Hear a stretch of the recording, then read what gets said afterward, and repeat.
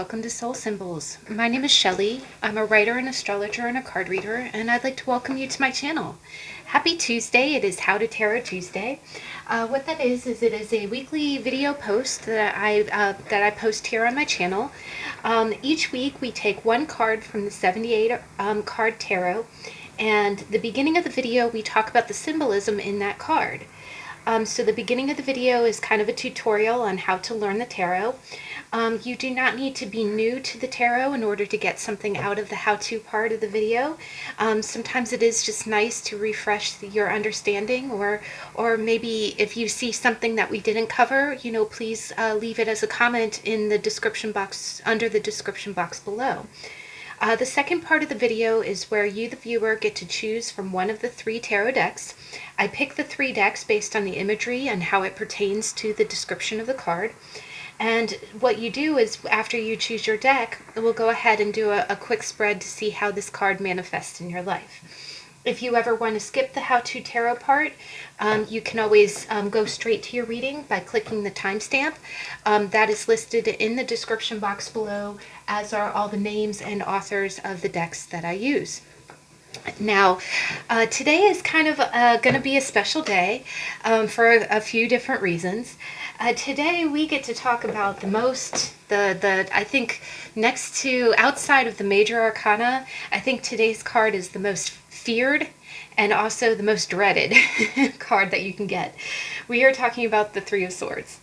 And before we get into the how-to part, I just wanted to kind of, explain the theme that we got here.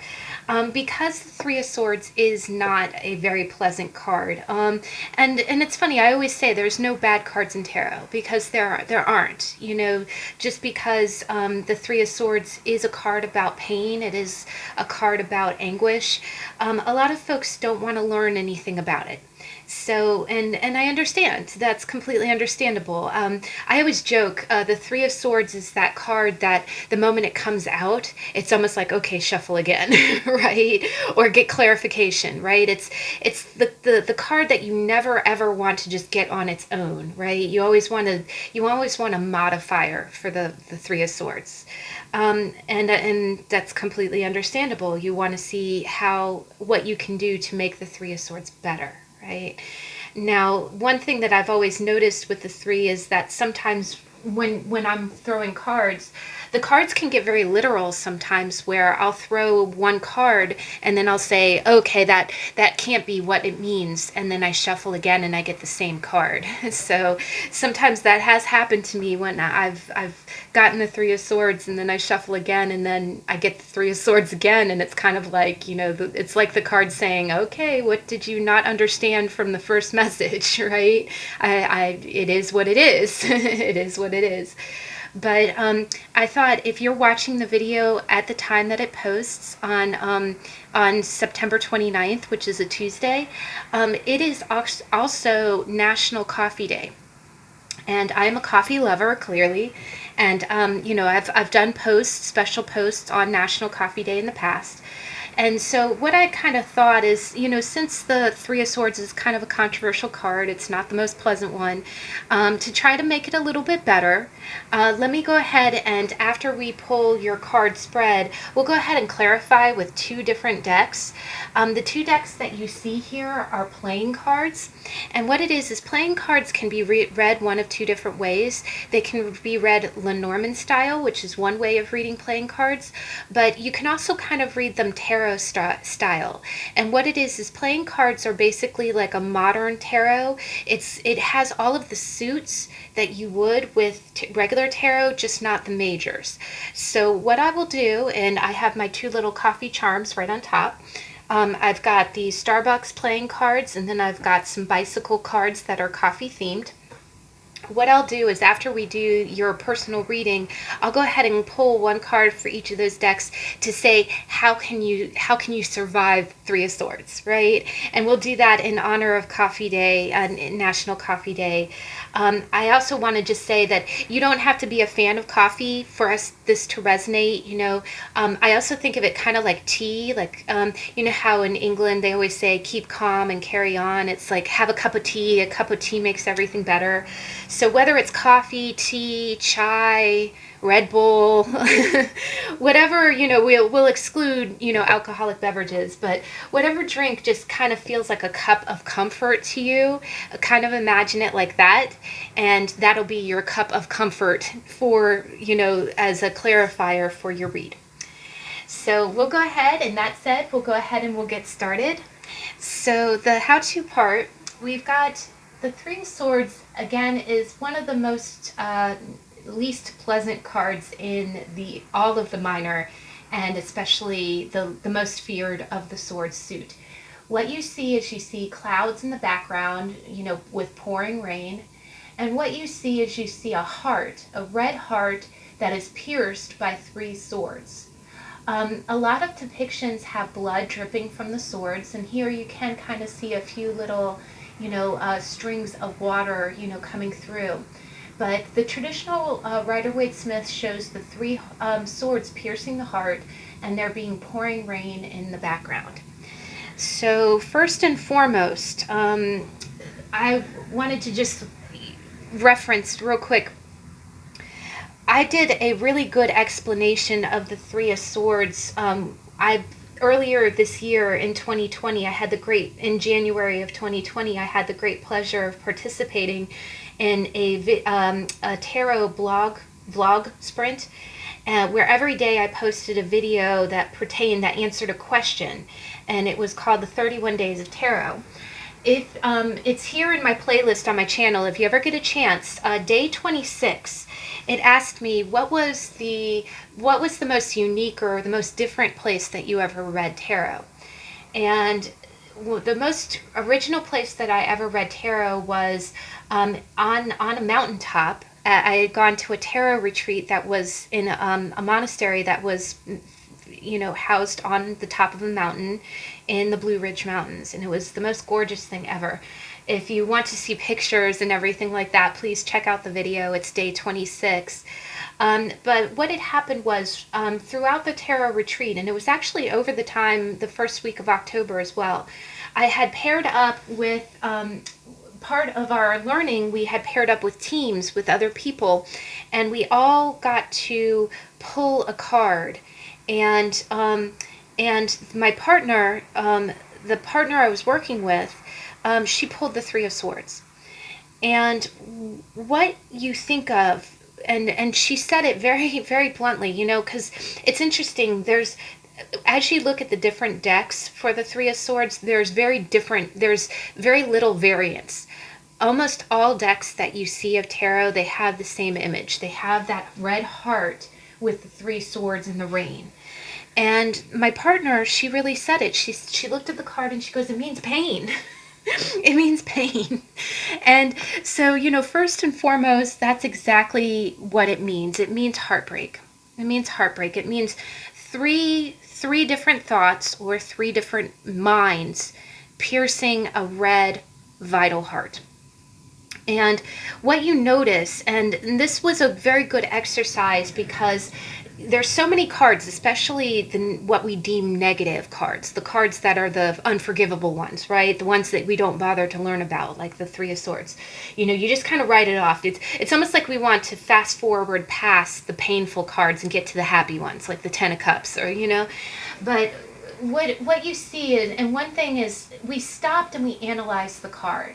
I said, okay, yes, Three of Swords means pain, right? And our instructors were really encouraging us to look past the plain meaning of the card. And the plain meaning of the card, and we what was great about it is that we actually analyzed it. And we said, okay, why does it mean pain? What is it about that symbolism that means just anguish? And you have to kind of analyze it. And she goes, well, look at it. It's a red heart. It's a vital heart. It's red. It's a red beating heart. And what amazed me is that all the times that I've read these cards, the heart, when you think about it, dried blood turns brown, right? Active, live blood is red, like that color red, right? So what this means is that this is an alive heart, right? This is a beating heart that and again, with the traditional Rider-Waite-Smith, without there being any drops of blood, it kind of seems like it's almost like this wound is fresh, right? So what this card tells us is it means fresh heartbreak. It means something that just happened. And when you think about it, swords are swift, right? Swords are swift. As a card reader, when you look at the different suits, when you look at the swords, it usually means days or hours, usually hours, right? And then when you look at pentacles, they mean years. Cups, I think it means months. And then wands, I think it's like a week. But you see the swords and you think, okay, swift. This happened quickly. It's like sudden heartbreak. It's like, boom, okay. So a lot of times it does. It means suffering. It means emotional pain. It means, hurting from the heart center, right? The other thing is with all the rain, you see movies all the time. Like it's interesting. They always joke that John Cusack is always in the rain. Every movie he's ever been in, there's been one scene where he's sitting out in the rain. And that's kind of like the scene of that's kind of the Three of Swords scene, right? It's when you feel just awful and you don't even care that you're sitting in the rain. And rain is water, which is like emotions. Now, one thing that we kind of deduced is when I was in with my partner and looking at the Three Swords, one thing that came to mind, and all of the story is with day 26 if you want to watch that video, but one thing that I noticed is that there's no blood. There's no blood, but the heart is still vital, right? And what this made me think of is like there's and I went over it in the video, but so if you get a chance to watch it, but the thing that struck me as odd with that, no blood, but still the heart is beating. There's a great video on the show Mysteries at the Museum, and it talked about a very classic case where there was this worker at like the turn of the century who was laying railroad track. And it was his job to lay down the rails, the poles that lay down a railroad track. And there was an accident where the pole somehow launched up, something he was doing. The pole missed and it launched and it hit him in the head. And what it did is the pole impaled him. It actually went through his head, his brain, which is a vital organ.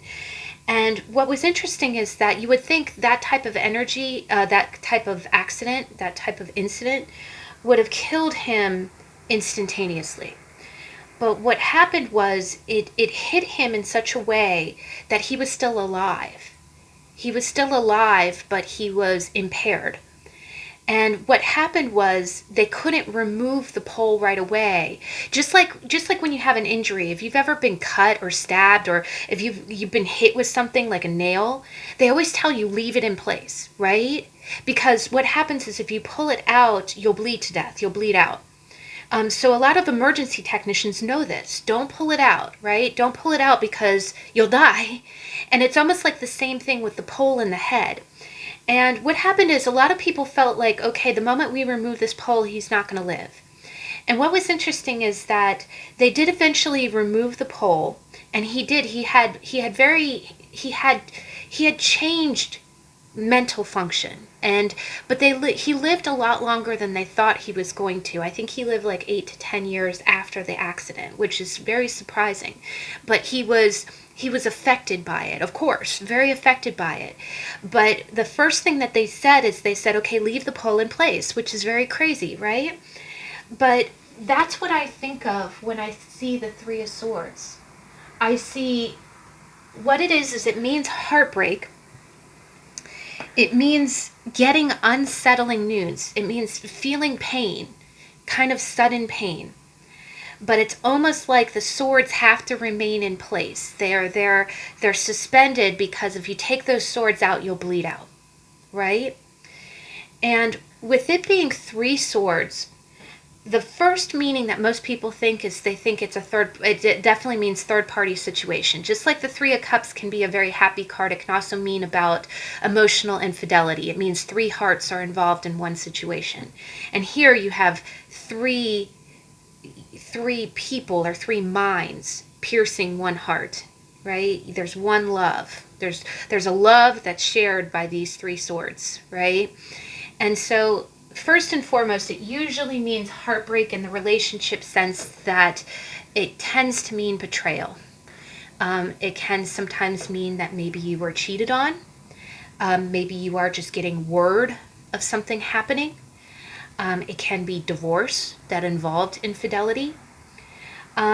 Otherwise, it usually, because the three swords are, it's almost like, okay, it's almost like that first impact point where, sorry to clap so loud, that first impact point where all three parties are aware, mental, right? All three parties are aware, and they're sharing one heart. They're all sharing one love. They're all involved in one love situation, right?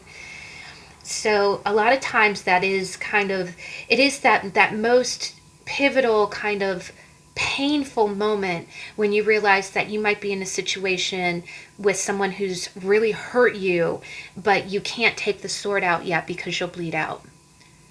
But that's probably the most painful part, right? When that pole first went through your head, that's the most painful part, right? The other thing that I kind of sense with that, and I got that, and that was the first time I'd ever really kind of realized that meaning, was from that retreat. The other thing is that this could be you remaining in a situation that leaves you in a lot of pain. Like you're afraid of removing the sword because you're like, yes, it's painful staying in this situation, but if I take the pole out, I'll die. So a lot of times it can be that kind of heartbreak where maybe you know you're in a third party situation, you don't want to stay there, but you keep yourself there, right? So unfortunately, it can mean those situations. Maybe you're dating someone who's married and that person keeps saying, oh, I'll leave my wife or husband, and they don't. And honestly, this person probably isn't going to leave that person because, it's painful for all three people involved, but removing the swords, you might bleed out, right? It might kill everything that you're doing. Sometimes this can be a situation where it can just be pain. Maybe it can be a divorce. It can be some kind of legal custody. Sometimes it can be a divorce that involves parents and a child, where it's just hurting everyone involved. Sometimes you see this when it's a really painful disagreement. Maybe a couple is really not happy together, but they're staying and fighting, and it's affecting the children. A lot of times this could be if you're having trouble at home, if you're having, honestly, if you feel really, honestly, it means feeling miserable. So sometimes if you're in a home situation that's just really toxic and you just feel like there's no happiness, right? But you're stuck. You can't leave. The other thing that it can kind of mean is that it definitely means that somebody could be painfully disappointed by something, or that someone had their feelings really, really hurt. You can see this in a young adult or teenager situation. Maybe someone bullied them or embarrassed them.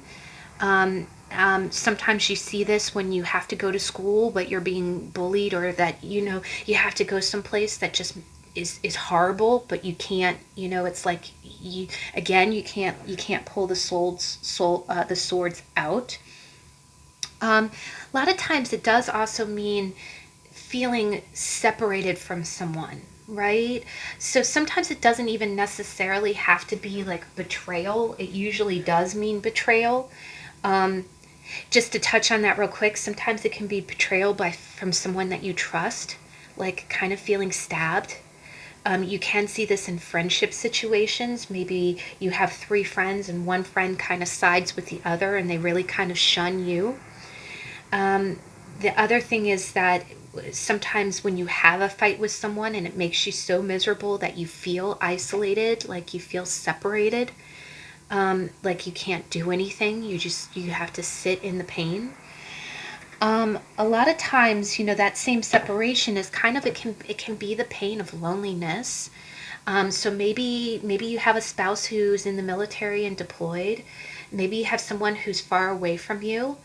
In a relationship vein, it can be maybe you had a breakup with someone, or maybe you can't talk to somebody because they're being kept from you, by a third party.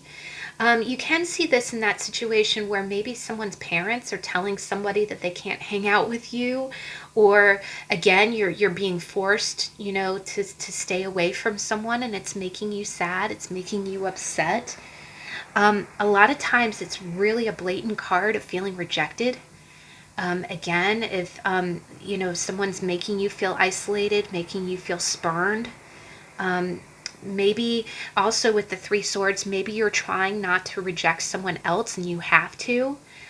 So a lot of times the Three of Swords can be you in that situation, where you have to make a decision. Maybe you want to be in a relationship with someone else and you have to tell someone, the third person, okay, I didn't choose you. Or, friendship, okay, I don't want to be your friend anymore. And it really hurts you and it hurts them. It just hurts everyone involved. And it makes one person feel isolated. In a relationship sense, I always think of that scene from The Notebook when Allie is engaged to the other guy, and and she's going back to her love, and he's like really like, what, I lived without you once, and that's kind of Three of Swords when they were separated, when he purposely stayed away from her and didn't get her letters. And then when they finally get back together, she's engaged to someone else. So she has to break it off. She has to choose whether or not to, go with the love of her life, or to break it off with her fiance. And I love that scene because it really is almost like the better side of the Three of Swords, because he looks at her and he's like, if you chose your fiance and not me, I could live through it, right? Almost like removing the pole from my head. I got a pole in the head once before. I think I could survive it again. It would not be easy, but I could do it. I'd be altered, But, and he looks at her and he's like, what do you want? And she's like, I don't know what I want. I would hurt somebody, right? It's almost like that middle sword has to decide between either left or right, right? And it's kind of like the decision Allie had to make. And he looks at her and he's like, what do you want? The best choice is, yes, it's going to hurt somebody. Yes, we're going to have a Three of Swords moment. But what do you want? Don't think about what I want. Don't think about what the other guy wants. What do you want? Because keeping the Three Swords is just hurting everyone involved, right? It's just hurting everyone involved. And that's what it is. It's a Three of Swords moment. It's a Three of Swords moment. It sucks, but it is what it is, right? It's feeling separated from someone. It's feeling spurned and rejected. The other thing is, it's feeling kind of deserted when you really need someone. Again, like John Cusack out in the rain. It's like, it's a lot of times it's that kind of rejection that you feel like there's no one there for you. Like it's just you against the world is kind of that feeling. So a lot of times that can pertain to those moments where maybe you are being ostracized. It can be a family thing too. I remember it wasn't even that long ago. It was last year in November. I had, and this is really unlike us because we don't have these type of fights. But I got into a really, really bad fight with both my sister and my little niece, whom I'm very, very close to. And it became really bad. It was a bad fight, and I ended up not going to Thanksgiving dinner. I was grateful that I had a friend invite me over to their house and really kind of took me in. But I really did feel this way. I really did. I think I did pull the Three of Swords a lot during that time, where I felt a little ganged up on because, I felt like my niece and my sister were of one opinion and I was of a different one, and an opposite one. And I felt like I couldn't talk to my family. It was one of those really bad, like, okay, well, what am I going to do? I'm not talking to them, or, I'm cast out. I'm rejected because I'm not agreeing with them because I got into a fight with them about something. And it was pretty bad. We didn't talk for about a month, which is not like us at all. And it really was a Three of Swords moment. but I didn't back down. The other thing about swords is it's really speaking your truth. Just like Allie had to make the right decision and stick with it, even though it's a crappy ass situation, you got to stick to what you believe is right. And it's going to be uncomfortable. It's going to be really uncomfortable. We eventually, got over the situation, but we made amends. But the other thing is that your heart is never the same, right? After you've had heartbreak, what do you remember? You remember, if it was, a rejection, in a relationship, you'll never forget that. You'll always approach your relationships differently moving forward. If it's a fight with family, you'll never forget that fight, right? Neither party is going to forget what went down between you. And it almost alters you. It does. You're going to be different, but it alters your mind and it alters your heart. Now, the second card that I picked was from the Vice Versa Tarot. And the Vice Versa Tarot does not have a formal card back, and I actually love both sides of this card. But so the front side shows a shield with a heart painted on it, and it shows a rose that's torn apart, right? And you still see the same 3 swords, and you see a lot of scars, right? You see, it's almost like this shield has seen battle, and 3 times the 3 times the swords actually penetrated the shield. It actually got through, right? So a lot of times it's a lot of times when I see that, it being a shield, it can be a lot of turbulent emotions. Like it can be just conflict, kind of conflicting. I do see the 3 of Swords if you're not when you're feeling out of sorts, when you're feeling irritable and just not yourself. A lot of times when you're having up and downs with your emotions, maybe there's fights that are coming about because of somebody's inner disharmony, Maybe the other thing is a lot of times when you feel rejected, when you feel isolated, sometimes it puts you in that mindset where all of a sudden your behavior is that of alienation, right? You might be alienating people because you feel alienated, right? But not to say that that's your fault. A lot of times that does stem from, a lot of quarrels, a lot of just, having fights with people. Sometimes it can be a lot of neurotic behavior. Maybe you're just really up in your own head. And maybe you've been battling. The other thing is with that shield, with all the battle marks, maybe you really have been battling a lot. One thing that this card in particular makes me think of is, it's interesting. I got into tarot after a particularly hard year where I had lost my father. My father passed away the year before, and then the following year, on New Year's Eve, I lost my grandmother, my maternal grandmother, and then that's the very next day I lost my paternal great aunt. So it was almost like, again, that shield was protecting me to a certain extent, and then just boom, boom, boom, right?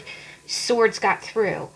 And it can be that. It can be that crippling just sense of loss, and it doesn't necessarily have to be the loss of a family member. It can definitely be that, because swords are definitely getting that news flash. It can be getting the text message that says someone passed away. And again, there's no bad cards in tarot, so I'm not saying that just because you see this next to death. I mean, a lot of times that is getting some bad news, but it doesn't mean, but a lot of times it can be that news flash that something happened that just kind of stabbed you in the heart. But the other thing that I kind of get from that is, one other thing that I think of is, I remember also, one of the reasons that I kind of got into it with my sister is because, my family members are her family members. We were going through a lot of loss together. And in addition, we had also had some things come through. Like, for instance, we had a really bad tornado come through and damage property that we own. And when it's interesting, when you take a psychological stress test, there's this test that you can take. I'm not sure if it's Myers-Briggs, but there's this test that you can take that talks about your emotional stress level. And what it does is there's this kind of list. It kind of, what it does is each major event assigns a point number, like a number of points. And really high number of points mean like a really bad, stressful event, like one that really would hit you hard, right? It'd be like one of those swords actually getting through your shield. And the major events are divorce, um, someone dying, losing your house. If you see this next to the tower, losing your house, losing something that you value, being evicted, being thrown out, being cast out. The other thing is that if you're a teenager, or you see this a lot in today's age, if you come out as gay and your family doesn't accept it, they could throw you out. You can be homeless, you can be cast out. And so that would be kind of the level of a Three of Swords. But what it was is we kind of went through this test, and my sister had actually gone through 7 major life events that were over the 10-point ratio. And what really struck me as odd is that, and when we get to the Three of Swords in reverse, it's almost like you're taking the hits, right? But you're not really grieving. It's almost like, again, those swords holding the blood in place. It's like you don't even have time to grieve. All you can do is kind of sit there and feel absolutely freaking awful, right? So that's kind of like the meaning that I get from that second card. A lot of times it can be that kind of, sometimes it can be, just refusing, having a high level of stress and illness, where you want to cry but you just can't. You can't. Sometimes it's just that is, I almost look at it like, look how traumatizing that would be. Have you ever seen someone who's, if you've ever been shot and you just kind of like, you're looking down and you're kind of frozen, like, oh my God, did that happen? It's kind of like that with the Three of Swords. You're looking down and you're not bleeding yet because it just happened, but you're like, it's almost like you're in shock. You haven't had chance to grieve, but it's that kind of, that sudden really loss. The other thing is that it can be being really in your depth of feeling like there's just no good. Like, I also see this card a lot when you're doing something called stacking.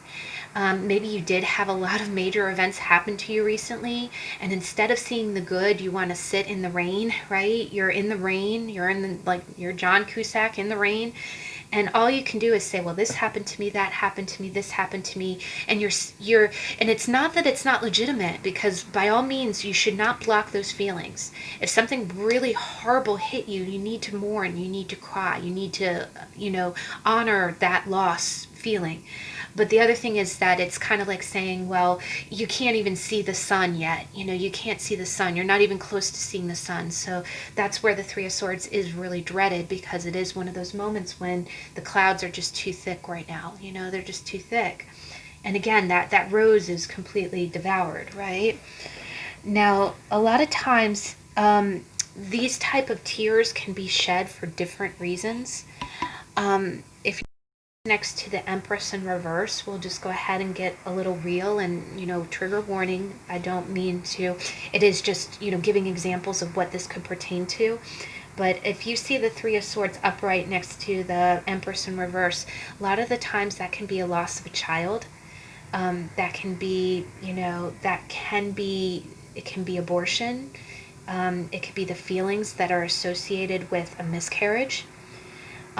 Sometimes if you are a mother and you've lost a child, doesn't matter the age, there's a lot of times that, in our mindset, you want to go first, right? You do not want, the other thing is that sometimes it can be, it can be grieving over the rift between someone. Sometimes this can be illness, in the sense that maybe you are in a really uncomfortable place because of someone's mental illness. So maybe someone's being real neurotic with you. Sometimes things are not comfortable at home. Maybe it's an uncomfortable marriage, or uncomfortable with family members. Maybe you have a family member who's verbally abusive or abusive in other ways, and all you can do is sit with the misery, and it's really affecting you.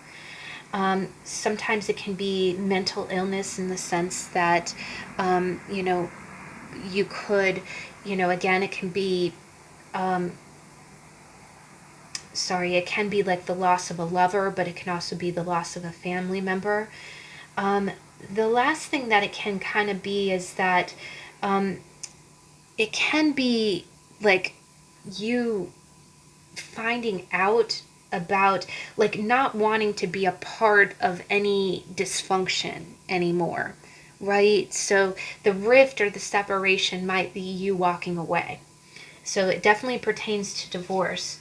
The last card that we got is the Anna K Tarot, and this one's a very interesting depiction. Again, a lot of times the cards show the traditional heart with the three swords, but here you see somebody who has a sad expression on their face. There's a really warm looking home in the background, and there's a rose at his feet. The woman is carrying the three swords, but she's got a red stain over her heart, as if she's removed one of the swords from her heart. So again, a lot of times this can be read, this is such an interesting depiction, and that's why I wanted to include it, is that sometimes it can be, again, the Three of Swords can be a truth that you don't want to face. Because again, the three swords, if you're keeping the three swords in place, you're kind of going along with something. Maybe you know that, maybe you know of an infidelity, or you find out about an infidelity. And it's almost like, this person is trying, this person is trying to give you the rose, but you can't take it. So this person could be the person who's rejected and feeling the pain, or this person could be the person rejected who pulled the sword out of her own heart. This card has definitely come up in previous readings, and the first thing I always would think of when I see that is that you being unwilling to stay in a third-party situation, right? Even if it means pulling the sword from your own heart, because she's bleeding, she pulled the sword out.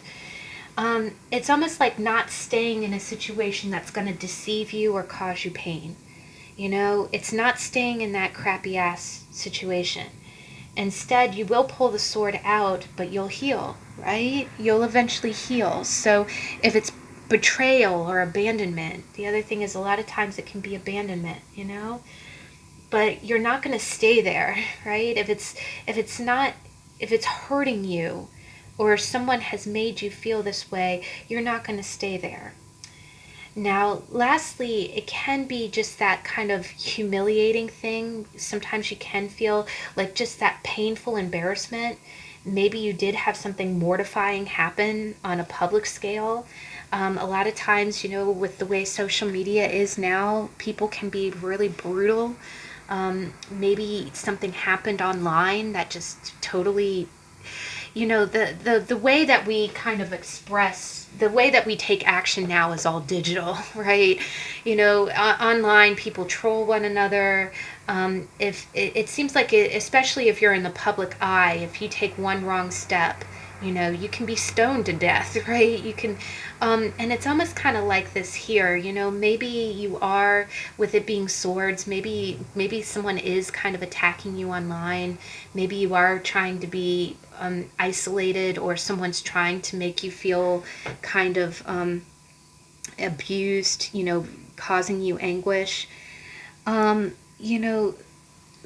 It's basically just being, when it manifests as a person, it's a grief-stricken person, or it could be someone who's just really stressed out or isolated. It can be someone who's mourning or going through a really, really painful loss. It can be a friend or yourself. It can be someone that that just went through a breakup or a divorce. And lastly, just to put it out there, in the same vein as illness, and this is what I couldn't think of a minute ago, I had a train of thought that derailed, but when it comes to illness, instead of it being just mental illness, what it can also be is that this card can come up as a sign of a little bit of heart disease. The one thing that I kind of think of is anytime you get a diagnosis for something, especially as heavy as having a heart condition or, cancer or something like that, you always kind of want to get more than just, they always talk about getting a second opinion, right? And swords are that opinions, right? They're thoughts, they're opinions on stuff. So what it could possibly be, just to throw it out there as well, is that maybe you know, maybe you have to go in for some kind of heart surgery, and at first you thought, okay, the first opinion said I needed to do this, but I don't believe them, I want a second opinion. And then you go for a second opinion and they say the same thing, and then you're like, okay, 2 out of 3, right? And you go for the third opinion, and that's kind of like the final, put a fork in it, you're done, right? Put a fork in it. You know, you're going to have to do that. So it can be that. The other thing is that, just to put it out there, and I know this is a painful card, it's not a pleasant card to talk about, but, and I can tell you I've been through this personally myself, so I know that pain firsthand, is when you go to the doctor and you get that diagnosis that says that it's irrevocable, that something is going to happen and there's nothing that you can do about it. And then they start quoting time frames as to when this person will no longer be with you. That is when you get the 3 swords to the heart. It is almost like 3 strikes, you're out. So it can be a situation like that. Sometimes it can be, this card can come out on the day that you went for that final opinion and you got the third opinion and it was not in your favor, and people are telling you that you won't be able to defy the odds, and it's going to cause, down the line, it's going to cause you loss. And again, with the 3 swords, it's holding the blood in place, but it's going to eventually happen, right? But getting the news, you know, that's a painful thing. Now, when we go ahead and we look at the 3 of Swords in reverse, what is beautiful about this is that, and again, as I was talking to my partner, we talked about the first thing that you see anytime you see the card in reverse is it means that the energy is either subsiding, it's getting better, it's releasing, the pressure is off, or the energy is getting more intense. So the first thing that we think of, which is the most positive in reversal that there is. Anytime you see the traditional 3 of Swords in reverse, you see the pain has passed, right? The impact, that moment of sheer crappiness is starting to drift away. The rain is easing up, right? There's a great card in the After Tarot that shows a bandaged heart and the swords, and again, what it depicts is the swords falling out, right? The swords falling out and then the heart's all bandaged. So it's a time of healing. You know, you just came out of surgery, right? You just came out of surgery. Maybe if you've had heart surgery, it's done. The fear and the pain is over with. And so a lot of times it means recovery. It kind of means the worst is over. If it's a separation or a heartbreak, it means that the news has broken. You know, the person made a decision. You know, the person rejected is the person rejected. The other person is, you know, you're taking the baby steps to walk away from that painful situation. The hurt still lingers, right? You took a dagger to the heart. You know that you don't just pop back up like a daisy from that, but at least you're starting to feel better, right? It's you're finally you're starting to get out of the woods. The other thing that I kind of see with that is that, again, you know, just relationships forge us. If this is a breakup or a divorce, relationships forge us. And it doesn't mean that you'll never be happy again. You'll never forget what this did. Like, you'll have the scars from it, just like the person with the pole in their head. They didn't expect him to live. He lived for years after that. He was changed. He felt, and that's the thing, and that's one of those things about dating. You know, you kind of learn what, you know, every bad relationship teaches you what you need moving forward. So it does change your heart. Your heart is never gonna always kind of have that scar. But you know, the other thing is that sometimes it can be a minor surgery. Like, maybe you did have something that was a little less, you know, a little not as intense, and you're feeling a lot better about it. So sometimes if when you pull this card, it's automatically in the reverse, sometimes it can mean that you thought it was going to be a really bad pain, but it turned out to be much less than you thought it would be. So that's good. Now, I absolutely love the Vice Versa Tarot's reversal of this, because what you see is, you see that same shield that's all dinged up, right? And the rose is torn to pieces, right? But when you look at the back, you see a soldier in the rain, and remember, okay, John Cusack, right? He's been through the war, right? But he's still alive. There you go. He took 3 swords to the shield, but he's still alive, right? And he's still in the rain, still sucks, and he's thinking, he's looking back at the heartache and remembering the battle, right? Remembering the pain. But what I love about this is that you have a blue chrysanthemum growing there. And chrysanthemums are about renewal. Oh, and that's so cool. We got the 6 of swords underneath it. That's awesome energy, guys.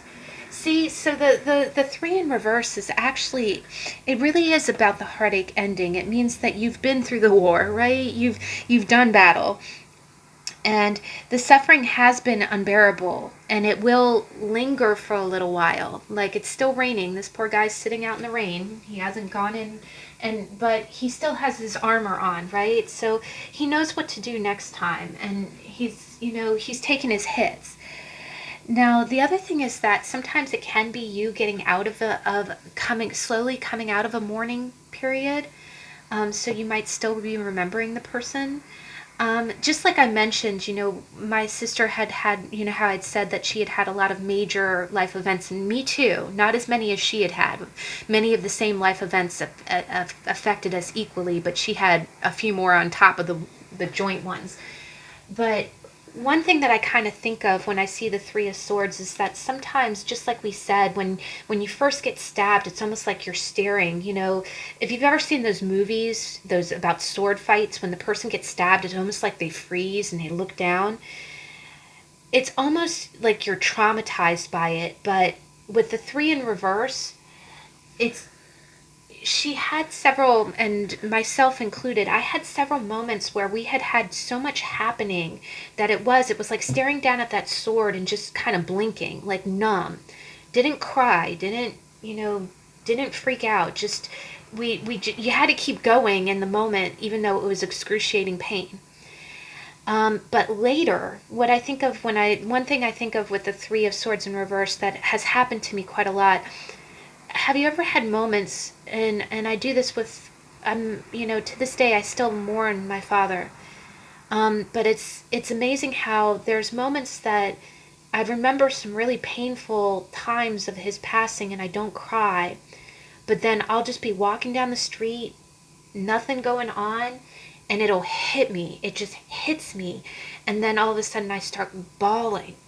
It's like the floodgate breaking, and that's kind of like the 3 of swords when it comes to mourning. I think it's telling you that those tears are healing, and they're going to come at you at weird ass times, and but it's one of those things that's a sign that you are getting better. I've definitely had friends who have lost spouses, and we all have had that moment where it just comes out of the blue, it like tackles you. But the crying and the letting it go is a sign that you are getting better, and that is the 3 of swords in reverse. It's almost like the pain is lingering, but you're exercising it, you're mourning, but it is slowly but steady getting better. You're getting better, right? And it is those moments of acknowledging. The other thing is that the one negative kind of sign of it is that, a card in the reverse can mean that you're holding on to that energy. So the 3 of swords in the reverse can sometimes mean that you might know that you're in a position that's causing you pain, but you can't leave. And it's making that pain endure longer than it should. It's making it last longer. So maybe you are in a third party situation and you can't leave. Maybe there's something going on at home that's really, really not healthy, but you can't get out of it, or you feel like you can't get out of it, so you're in perpetual pain. I will say this, if you are in that situation, please seek help. Please seek help, because if it's an enduring 3 in the swords in reverse, that is not good. That's not good for you.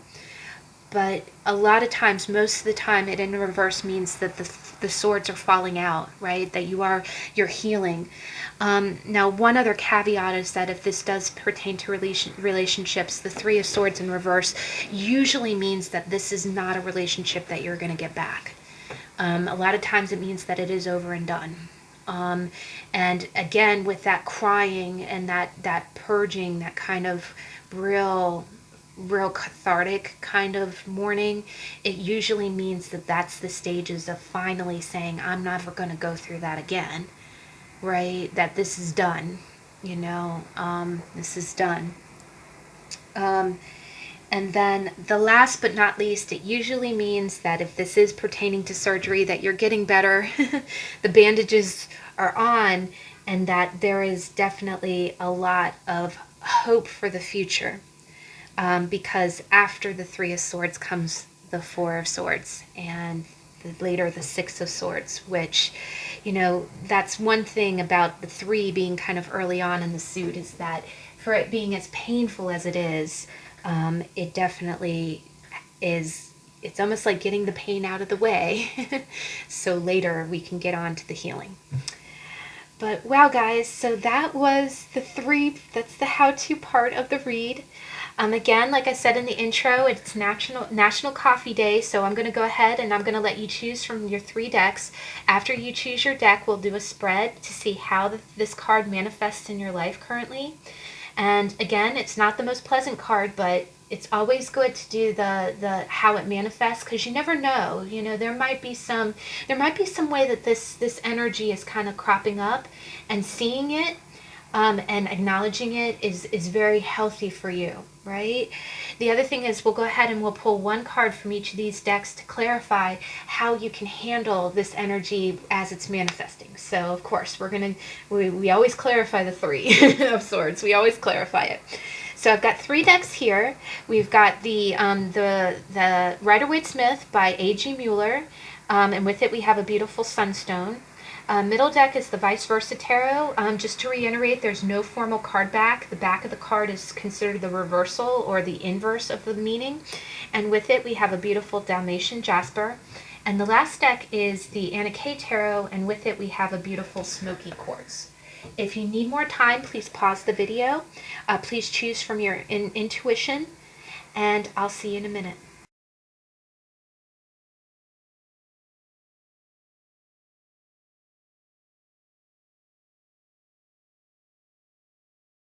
Okay, we're back. I'm going to go ahead and we'll move these other cards up. And I am watching my microphone because it was fully charged, but we want to make sure, that we're not having any tech issues. We're not going through that again. 3 of Swords in reverse. We're not going through that again. And I'm just going to give this a quick shuffle, and then we'll get your clarifiers. So, traditional Rider-Waite-Smith. Oh, that poor heart. How does the deck number 1, how does the 3 of Swords manifest in your life currently? Deck number 1. Okay. Ooh, all right. Current energy. Okay. And then future energy.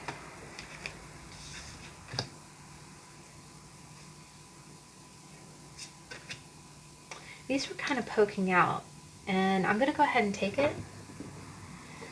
So let's go ahead and see. So how can you handle your 3 of Swords? How can deck number 1? Oh my gosh. Wow, guys. Holy Toledo. Okay. How can deck 1 handle? How can they manage their... You saw that, right? I cannot make this stuff up. All right, I'm getting a very clear picture here, guys. Very clear. So you've got 3 major arcana in this spread, and I kind of read this 2 ways, but this is really interesting. Very interesting. In the past, you got the moon, and the moon is feeling really, really lost.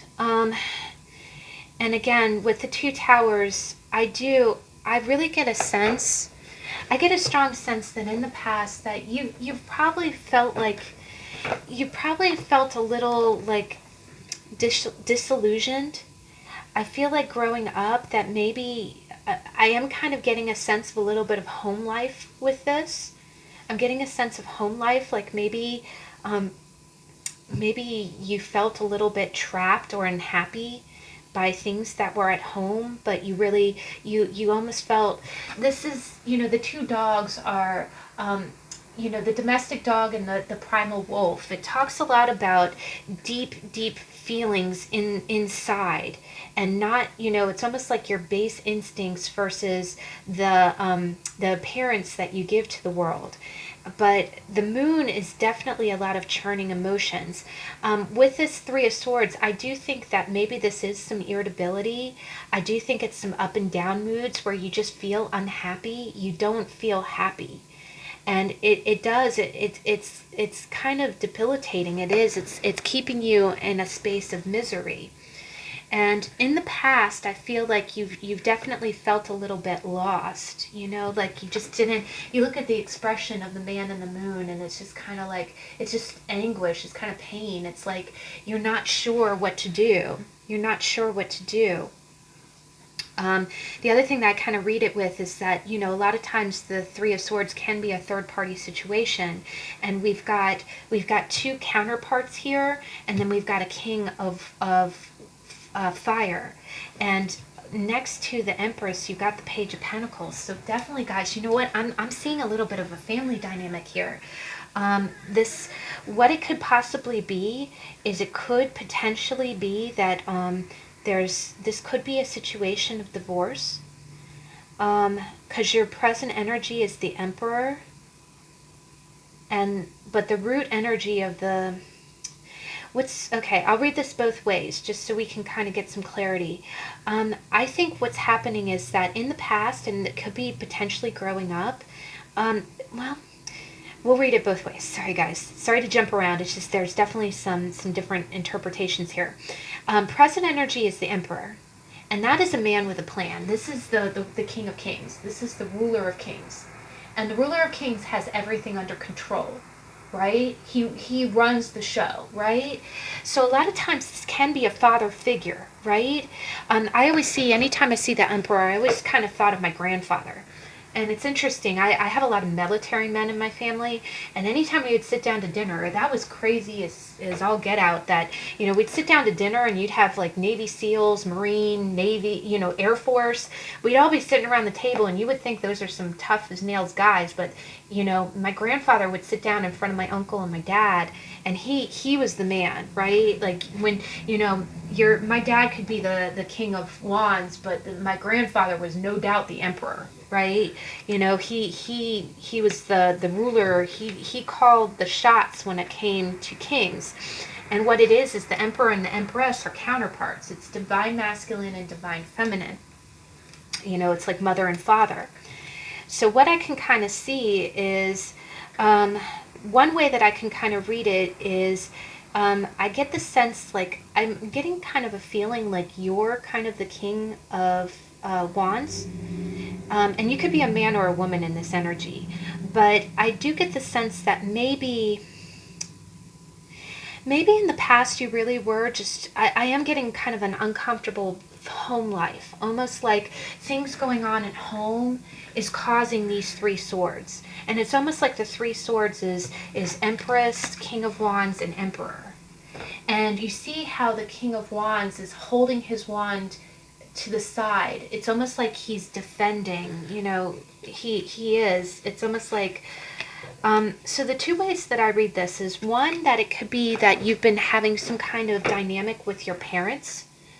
What might have happened is that, there might be kind of some painful or some kind of arguments going on between the Emperor in your household and your mother, which is the Empress. The other thing that I kind of get is that it's almost like if it were just you going through this, like, for instance, just to throw it out there, if the Emperor and the Empress had you, and you're an adult, right? You're the King of Wands. It's almost like I'm getting a strong sense that you don't live with your parents. I get a sense that you're kind of out in the world by yourself. But the reason that this is causing so much heartbreak is because there's a Page of Pentacles here. There's a younger earth sign here. And what I'm kind of getting from that is that it's quite possible that maybe, maybe you have a younger sibling, or there's some kind of child that's in the mix of this that's affected.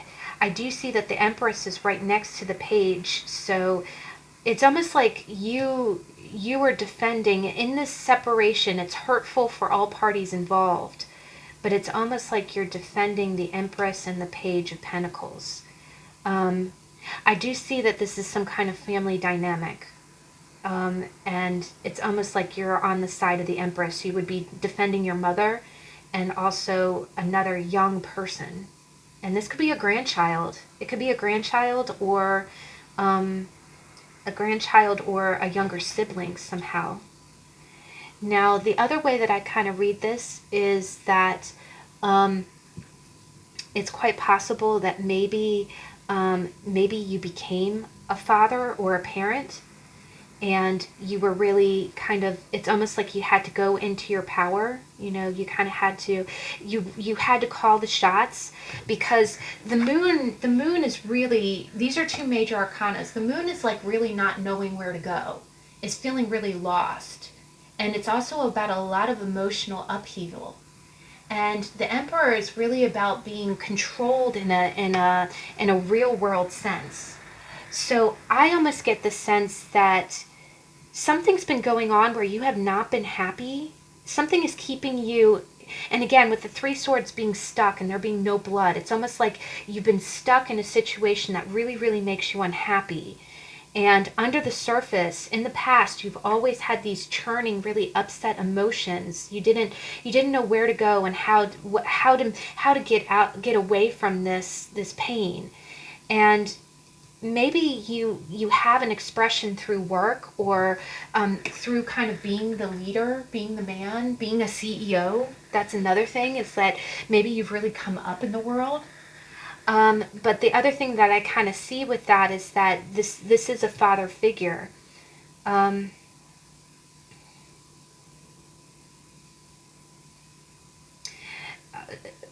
So the two ways that we can kind of read it is, in the past you might have felt really like there was, I am feeling family dynamics. There's family dynamics in your life that were not really healthy. As you were growing up, it just made you feel really adrift. It made you feel really lost, like there was nothing you can do to change the dynamic. And then in your current energy, it's almost like you're expressing it through control. You're expressing it through control, where everybody, if anybody looked at you from the outside, you would look like you're cool, calm, collected, that you run everything, that there is nothing wrong with you, that this pain doesn't exist. But in the future, you've got the King of Wands. I really get a strong sense that you're becoming your own person. And again, you can be a woman watching this and be in the King of Wands energy.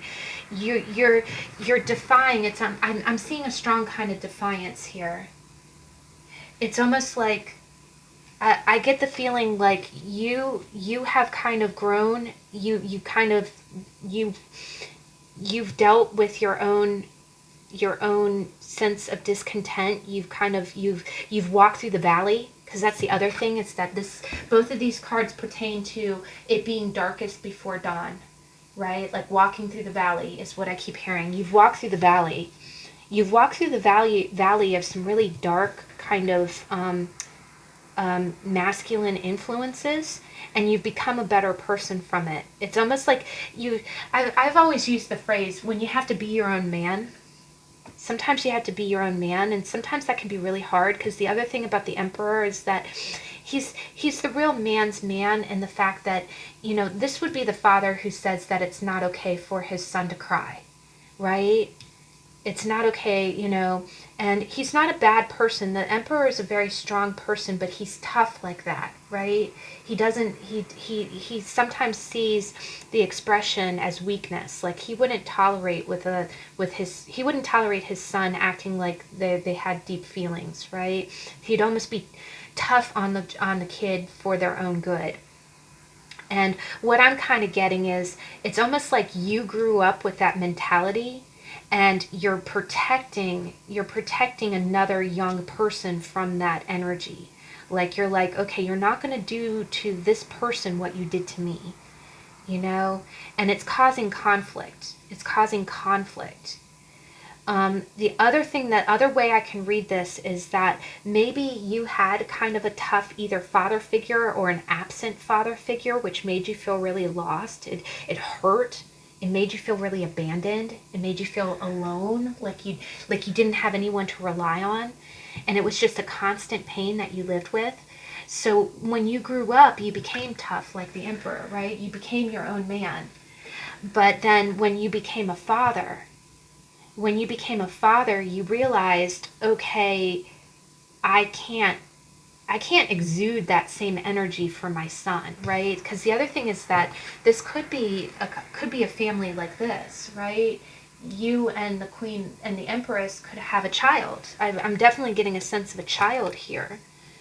One other way that I can read this is that maybe you really did have a tough relationship with your dad.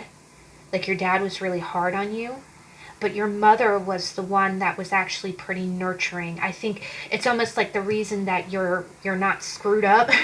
It's almost like the reason that this didn't do permanent damage is because your mother taught you how to be practical.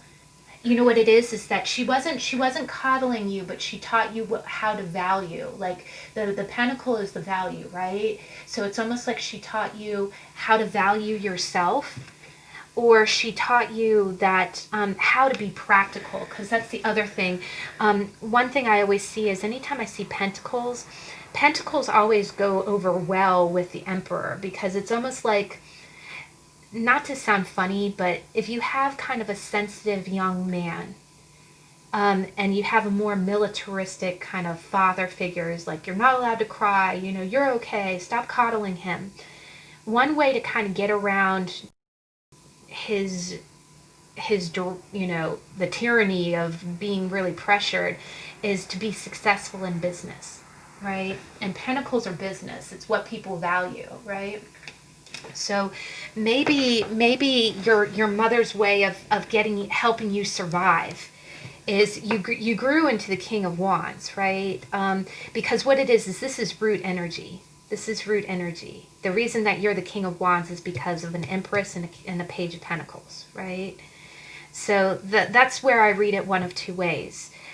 Either you had it really tough where you would have become hardened like the emperor if it were not for a mother figure really instilling in you, like letting you have an outlet with the pentacle. Because you see, they look like they're in the same garden, right? It's almost like she's watching him.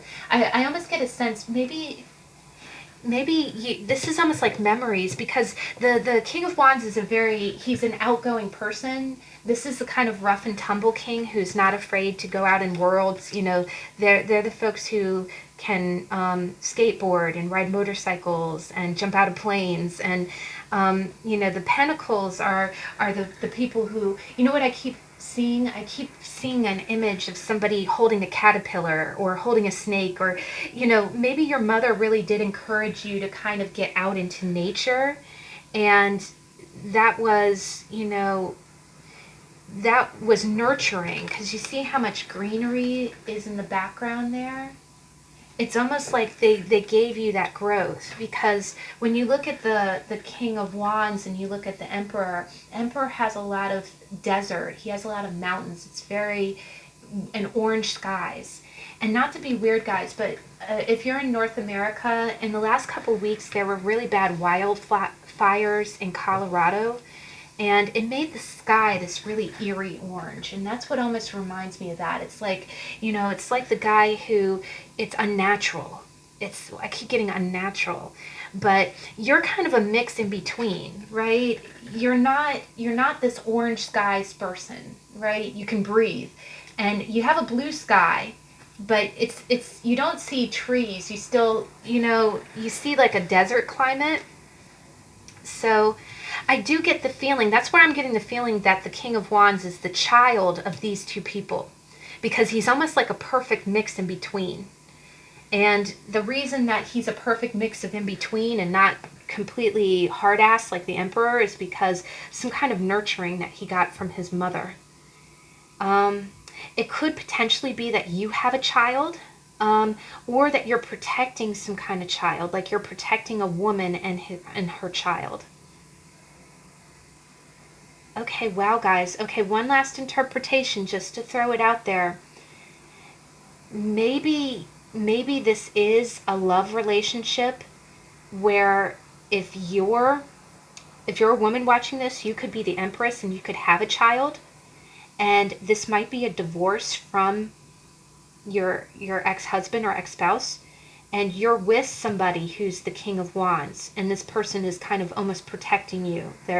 But they are, this is an emperor and this is a king, and an emperor can trump a king. He can, I'm almost, what I'm almost getting is that, and with this erratic moods, maybe you're dealing with a little bit of a tyrannical ex.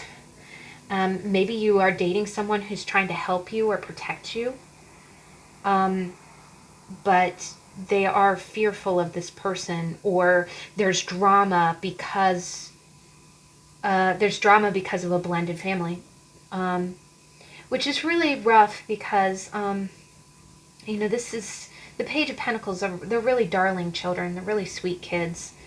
So if there is a kid involved in this is like the pain of it.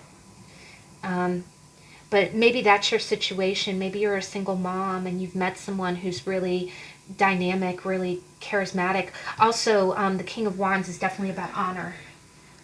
He is a protector. He's a protector, and he's a very warm person. And he'll take care of you.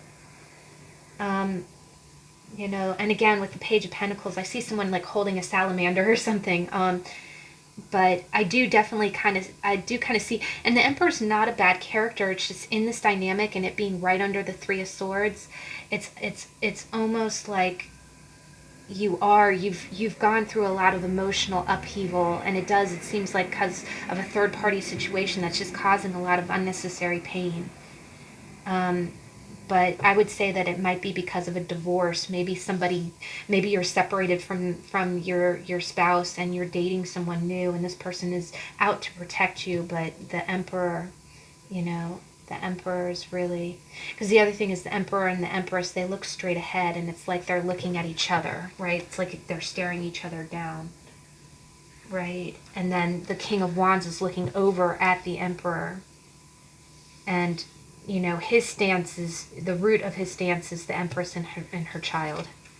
So yeah, I'm definitely getting a sense that there's a child involved here, guys.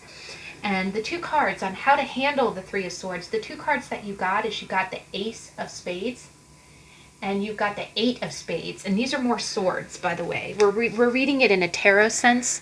So this is the Ace of Swords and the Eight of Swords.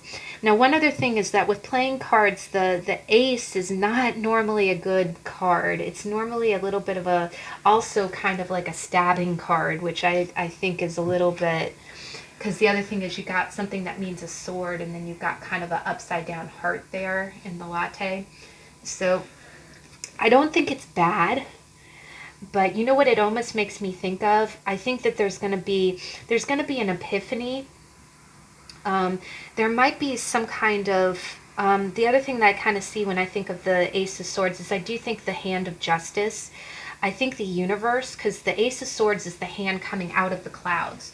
I think there will be resolution and almost kind of a higher scale, like a universal scale.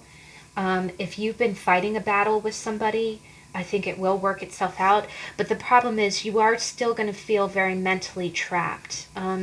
The thing is, the Ace of Swords is a mental breakthrough, but the Eight of Swords is feeling trapped in your thoughts. So one way that I kind of read this is maybe after all of this drama, maybe it was a bad marriage, maybe you still feel kind of trapped in your head. Even though even though you've had a breakthrough, you still feel really stuck. Maybe you feel like you don't deserve to have a better relationship, or this pain, this heartache is really lingering. One other way that I kind of read it is, again, with the Emperor being kind of stern, I wonder if it left a lot of mental scars. Like, you feel bad about yourself. Like, maybe if you did have a verbally abusive spouse, it's almost like you keep that in your head anytime you go to do something. Well, this person told me I was lazy, or, this person said I'll never amount to anything, and you keep it in your head, right? But the other way is that maybe this doesn't even involve a new relationship. Maybe you are being your own man. You're standing up to the Emperor. Maybe you are the mother, and you're. It's like maybe you're a single mom and you're really standing up to your ex-husband or your ex-wife, and you're like, I'm just not having it. The other thing is that the King of Wands is very confident. He's also been through a lot. His maturity comes from experience, like real world experience, from doing things, from taking action.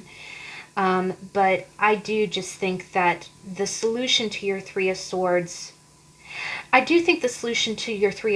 is to take the lessons from this relationship, but don't tear yourself down in your own head. I think that's what it's telling you, because you've got the 8 and you got the Ace. It's almost like cut yourself free from any self-limiting thoughts.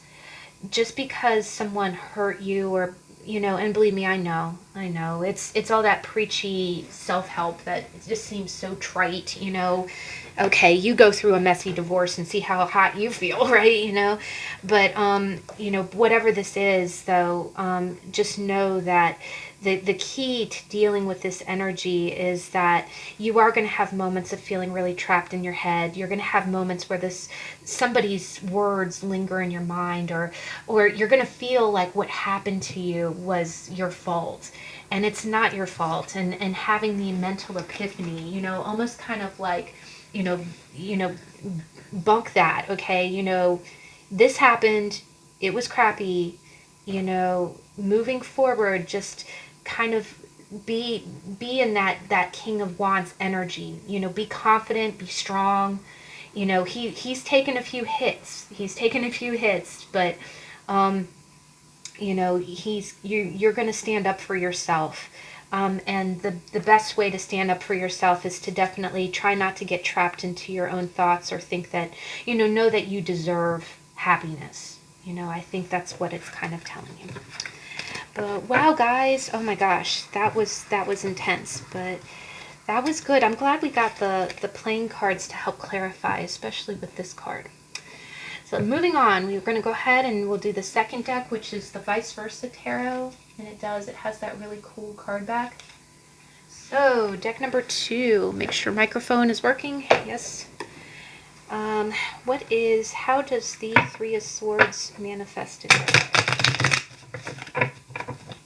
How does the Three of Swords manifest in deck number 2's life? The Vice Versa Tarot is really getting some airplay lately. I think we used it, did we use it in the weekly energy card reading?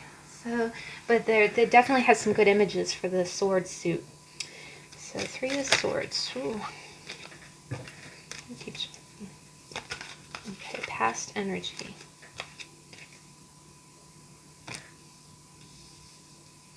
Okay, present energy.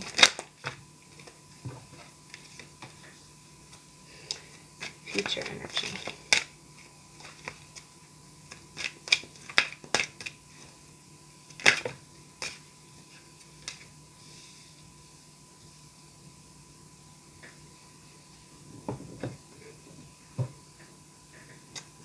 Let's go ahead and get your two. So these two cards are going to say how can you manage the Three of Swords energy? So how can you make the Three of Swords energy better? So deck number 2, how can they make the Three of Swords energy better? How can they navigate? Okay, we'll go ahead and go with the one that flipped. Seven of Pentacles.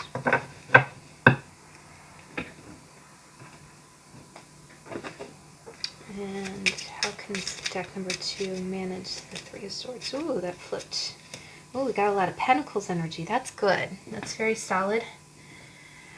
All right, guys, so let's go ahead and get into it. In the past, I definitely get a sense that in the past, the one thing about the Three of Swords is about feeling kind of trapped, right? It's feeling, the thing about the Three of Swords is it's feeling like something happened against your will, right? Like you didn't. That's why people hate that card so much, is because they don't want any sudden pain happening to them that they don't know about. But the thing is that a lot of times, the crazy thing is that a lot of times the Three of Swords, you know where the source is coming from, or at least you have an idea, right? The High Priestess in the reverse tried to pop out a little earlier, and that's almost like ignoring your intuition. It's like saying that you know that there's warning bells going off that something negative might result from something in your. It's like the red flags, like you ignoring the red flags of something. And in your past, you've got the Devil in the upright. And you got the Seven of Wands. So what I'm kind of getting is that I do get the sense that you've definitely, in the past, you did feel trapped by something, right? But it's almost like it was like a want, or in this kind of context, I am almost reading it like you might have intentionally stayed in a third party situation, or you were fighting the wants of something, right? So the devil really is about, you see that, you see the two people chained to the pedestal of the devil. It's like being in a situation that you feel like you have no control over, but really it's your wants or desires, or it's feeling powerless over something, like you have to stay in that situation. And it's not a good situation. A lot of times the devil is about addictions or codependency. So I do see that, with the Seven of Wands, it being that kind of battle card. And you have two sevens here. You have two sevens. So what I'm kind of seeing here is that I think in the past, I think that you really didn't want to be in a third party situation. Like you didn't want any pain to come to you, but it's almost like you were battling some kind of addiction. You were trying to stand up to the devil, right? And I kind of read that one of two ways. Sometimes the devil can mean like the desire for something.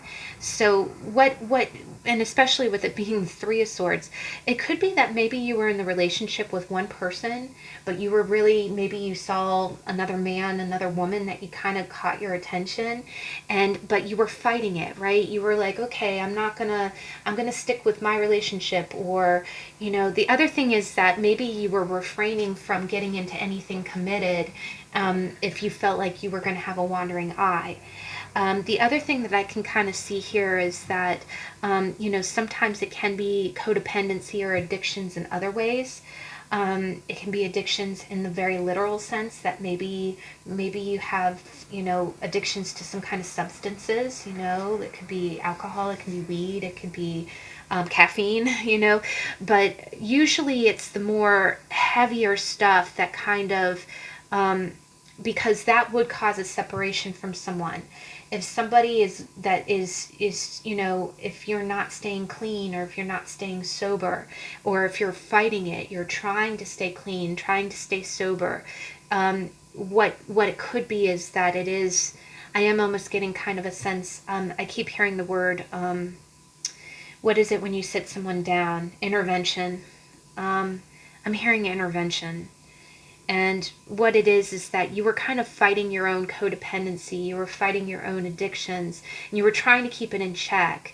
And you were fighting the good fight, but this is a little bit of the David and Goliath card, right? And especially with the root of it being the devil, that's a major arcana. And major arcanas are bigger events. They're bigger, it's a bigger demon, right? It's a bigger demon in your life. And what I'm kind of seeing here is, underneath, in your present energy, underneath the Three of Swords, you've got the Six of Cups, but you got it in reverse. And this card actually came up in the reverse, I think, in the weekly energy card reading. I think it might have been pile 3 last week. But basically, what it's kind of saying is that, it's kind of like, it's almost I can almost read this one of two ways. This could be a previous situation. Like maybe this was an ex that you were really attracted to, right? Because you do have Adam and Eve here, and you do, with the devil, you do have kind of that sense of lust. But maybe you were fighting it. Again, maybe it's a third party situation. Maybe, you said, okay, they were an ex for a reason. I'm not going through that again. But then you gave into temptation, and then it caused a third party situation. And underneath that third party situation, you've got the Six of Cups in reverse is having not so fond memories, right?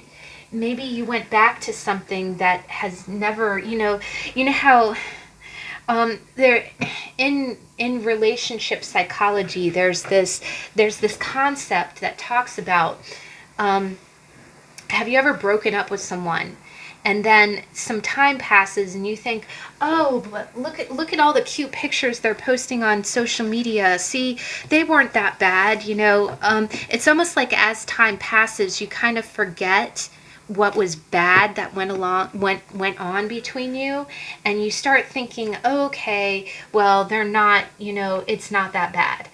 And kind of like in the same sense, like if you're trying to quit smoking or trying to quit caffeine, I love coffee, I've got a coffee, you kind of think, like if you've ever gotten a caffeine headache, or if you've you had a good 3 days of not smoking, and you were getting to that point where the cravings were not so bad, but then you cave and then you smoke 3 cigarettes. It's kind of like giving into that, right? I'm almost getting kind of that vibe with this. Like you had been the rounds and rounds, because the other thing is that this really looks like someone who's ready to do battle. They know what battle to expect, right? You know what battle to expect with this devil energy. And you were staying on top of it, right? You were king of the hill, right? You were king of the hill, and then I get this sense like you might have caved, or the devil energy might have broken through. One other way that I can read it, though, but one way we can read it is that you were fighting the good fight, and then you caved and you went back to something, and it caused you pain. It caused you the same pain that it always causes you, right? It caused you knew not to do it, you went ahead and did it, and it same soup, different bowl, right? Same crap, different day. Same repetition of beginning, ending, pain.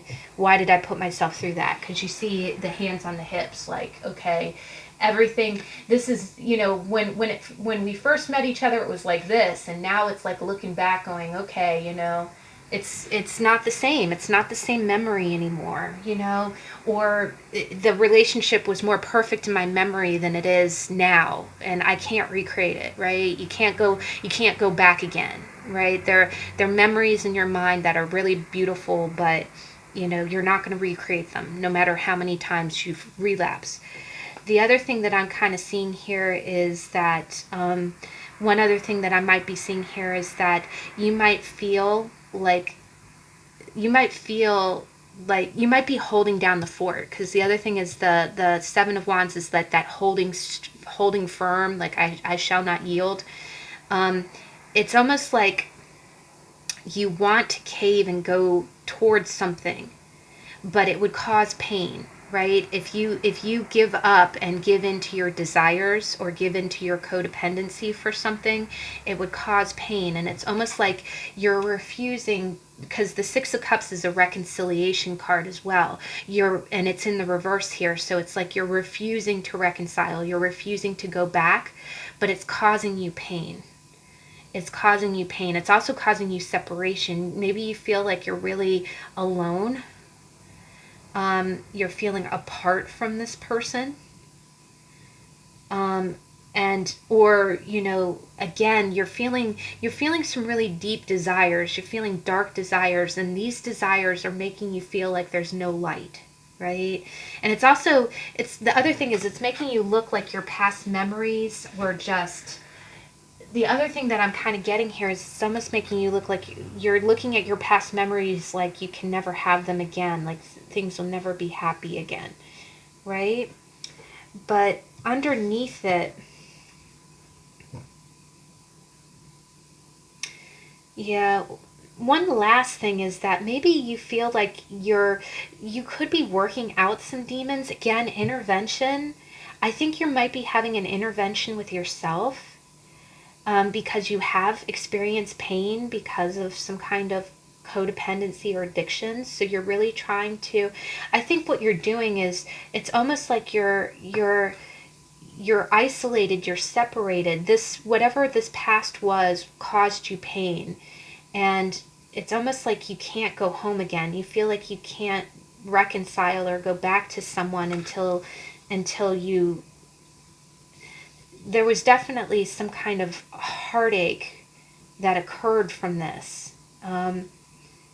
It could be from addictions. It could be that maybe you're trying to stay clean or sober, and it's almost like the separation will stay in place until, the other thing is the 6 reversals can mean delays, right? So you can't reconcile or make anything right again until you get over these issues.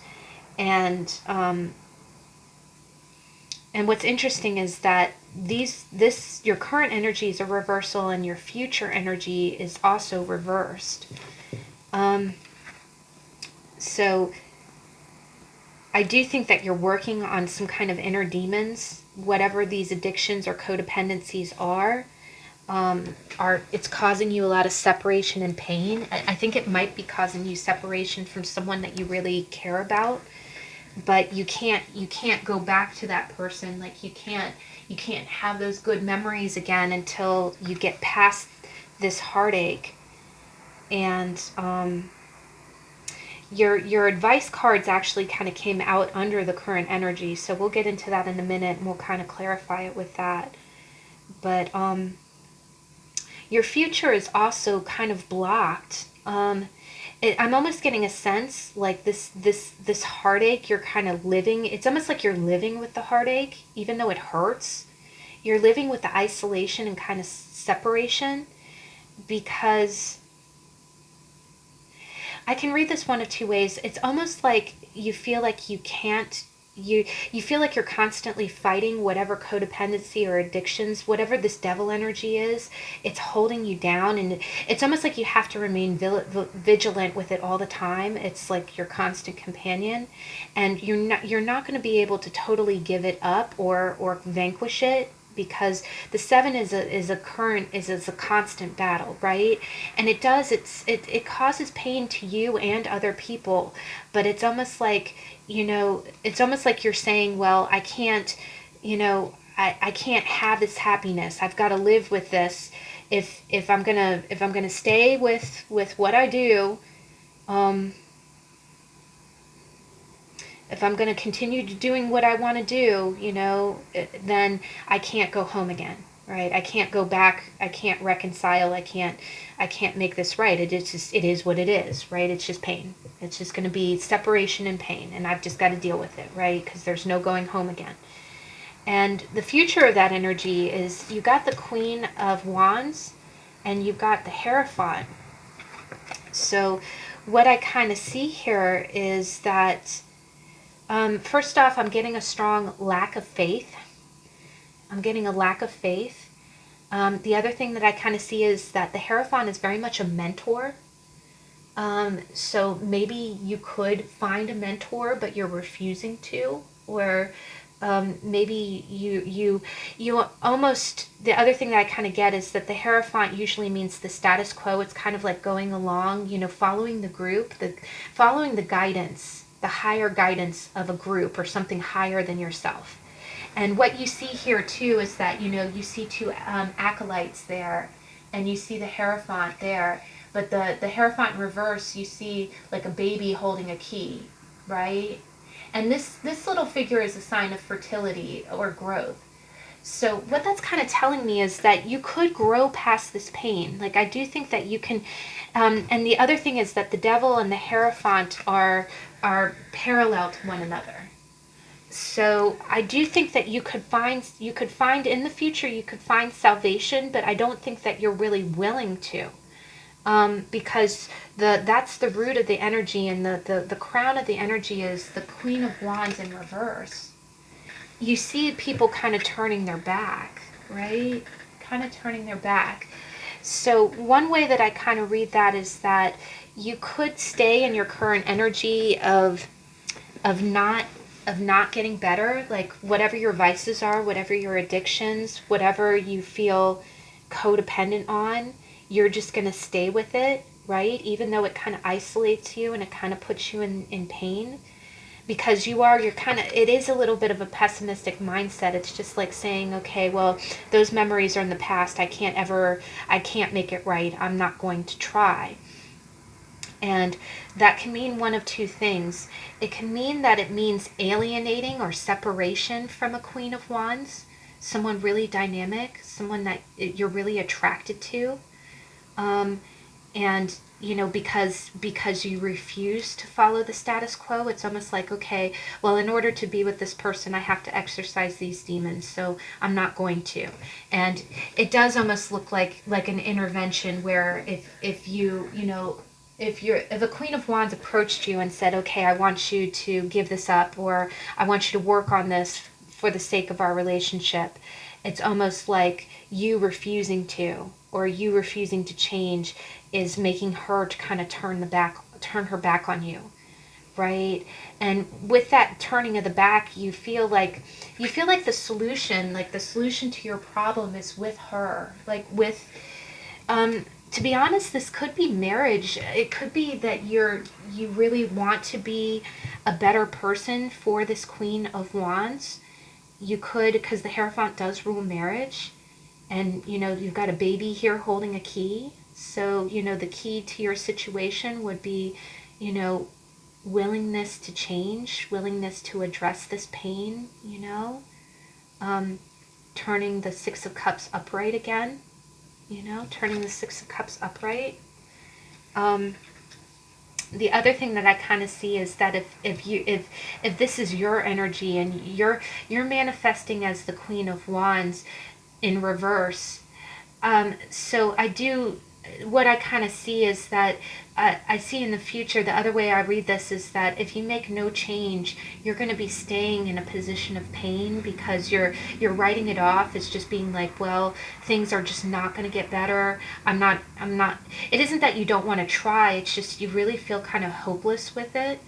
And you just think that you can't go home again. Like they're pretty memories from the past. You're never going to have that again.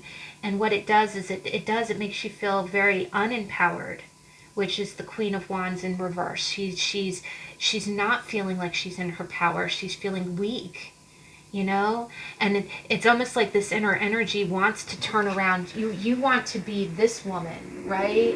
And instead this woman's turning the back. This energy is leaving you, like you're seeing the back of this person. So if you're a man watching this reading, it could be a woman that's turning her back because she doesn't want to stay in this pain, and I do think it is, it's related to something it's either emotional issues or codependency on something that is, yeah. Now the other thing is that if this is again your energy, maybe you're refusing to seek help, or there's guidance out there for you, but the key is right there. You just have to, you have to approach this person. You kind of have to tap them on the shoulder and say, hey, can you help me? But you're too shy to do that. It's almost like you don't feel strong enough or dynamic enough, or one last way that I can kind of read this is that maybe you did have a relationship that was very lustful, or you had someone who was unfaithful and you were really fighting it. Like you stayed in the relationship for as long as you could and you tried to fight the good fight, but then it still ended in heartbreak. It still ended with you being either rejected or heartbroken. And you just kind of look back at the fond memories of that relationship and you feel like you'll never have anything that good again.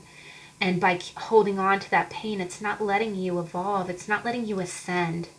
Because that's the other thing with the Hierophant. It's rising up. It's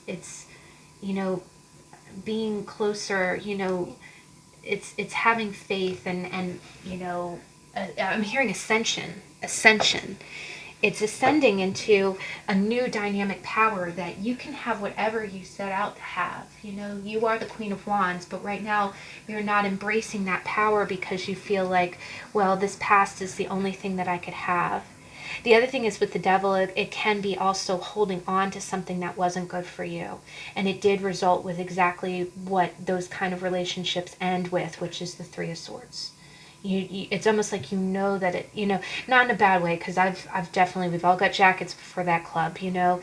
You think that someone's going to change, you think that things will get better, and you kind of fight that, you hold the ideal that, you know, but, you know, when it comes to those type of relationships, also just to throw it out there real quick, there's a relationship coach that talks about how, when you, just like in science or in math, in science, when you mix two chemicals that have been mixed millions of times before, and you know what reaction is going to result from it, you don't expect anything different, right? So if you were with somebody, male or woman, if you were in a relationship where that person was never there for you, if that person always ghosted you or always gave you excuses or was never there for you to lean on, you know, if they didn't give you what you needed, why are you going to hold on or fight for the hope that they're just going to miraculously drop all of their bad habits? Why? You know, because that's a very long shot. That's a Hail Mary of a change, right? And that's not your fault. You know, believe me, people can change. But if you haven't seen much evidence of that in the past, then you're likely going to get the same result. And that's where maybe this is a little bit of that toughening up and saying, okay, don't have such fond memories of everything that they did. You know, maybe that's part of what this pain is also going to help teach, because I know it's a crappy way to learn, but unfortunately pain is a really fast teacher. And if we don't learn it the easy way, sometimes we have to learn it the hard way. And believe me, I've been there. I know. You know, but it's almost like you shouldn't sugarcoat any of these. The other thing that I kind of see with this is that, you know, have you ever had those situations where somebody, you start defending the person's behavior? That's the other thing that I get from this. You start defending, oh, well, you know, they did that to me because they were just in a bad mood that day, and that happens, that's okay. No, it's not okay. It's not okay. If someone didn't treat you right, they didn't treat you right. And they do, you know, the separation should be for your sake as much as theirs, more so yours, really. But the way that you deal with this energy is you got the Seven of Diamonds and the Jack of Diamonds. And this is really great, guys. This is actually very positive energy. First off, we're seeing that you have the potential of being the Queen of Wands, right? You're not feeling so hot right now because you just went through a Three of Swords moment.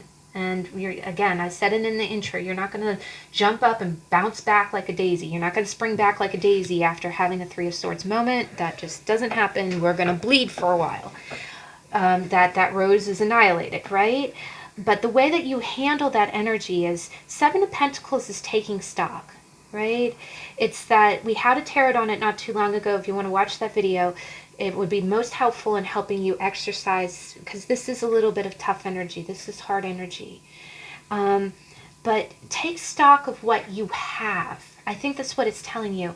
You might have lost a lot, but you did gain some good memories from this. And if it was a situation where maybe someone was battling addictions, maybe you did have a few good moments. And there's nothing wrong with holding on to the good. There's nothing wrong with holding on to the good, but don't defend the bad. The bad happened, and it should not be causing you pain. And the other thing that you can do is, so if you take stock and you decide, you kind of take inventory, okay, I have this much left. You know, it's almost like being thankful for what you have left, right? And deciding how you want to go forward. Okay, is this giving me enough? The other thing is that if this is still a current relationship, maybe you can decide, okay, is this giving me what I need? Is this how it's supposed to be?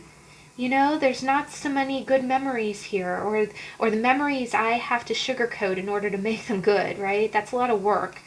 So how much more of that work do you want to do, right? And then you got the Jack of Pentacles, which is the Knight of Pentacles. And a couple weeks ago, the Knight of Pentacles showed up in a future reading, and that was very positive, guys. If you pick that pile from the other week, because the Knights go on journeys, and the Knight is almost like taking a young person's energy. I remember my parents are divorced, and I remember I was a teenager, and I'm very close to both parents, and both of them had a hard time just after that separation. It was not easy. But one thing that I noticed, that with both of them, it's almost like you almost feel a little decrowned, right? You used to be someone's wife, you used to be someone's husband, and now you're not. And it hurts really badly. But what you can do is you can kind of say, okay, well, I got dethroned, right? I got busted down to corporal, so to speak. You got demoted a little bit. But you don't have to completely get busted down to a page. You can get busted down to a knight, right? And a knight goes on journeys. And the Knight of Diamonds goes on a journey to discover what they value.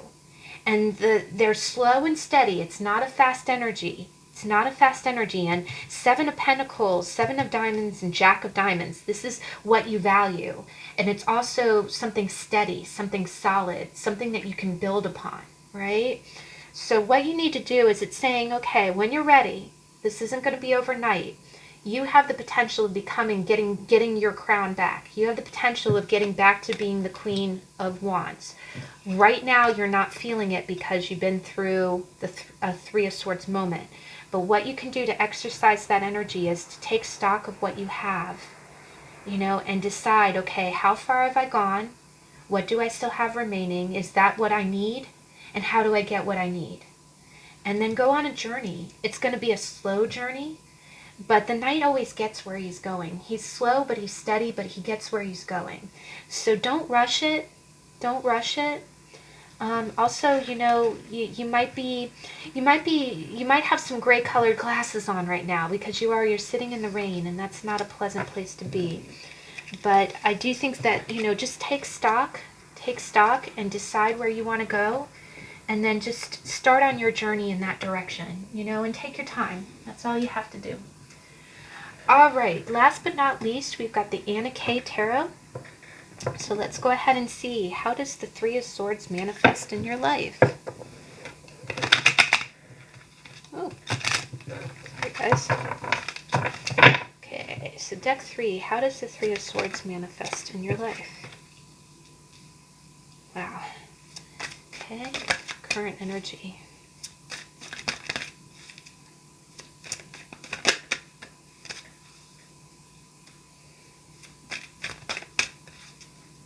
Future energy.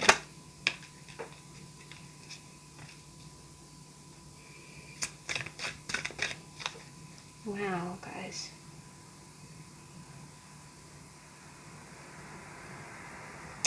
I am just going to draw one additional card to clarify. Nine of Cups.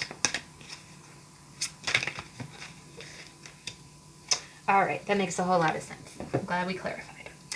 All right, and let's go ahead and we're going to pull one card from each deck to see how can you handle the Three of Swords. How do you manage the Three of Swords energy right now? Okay.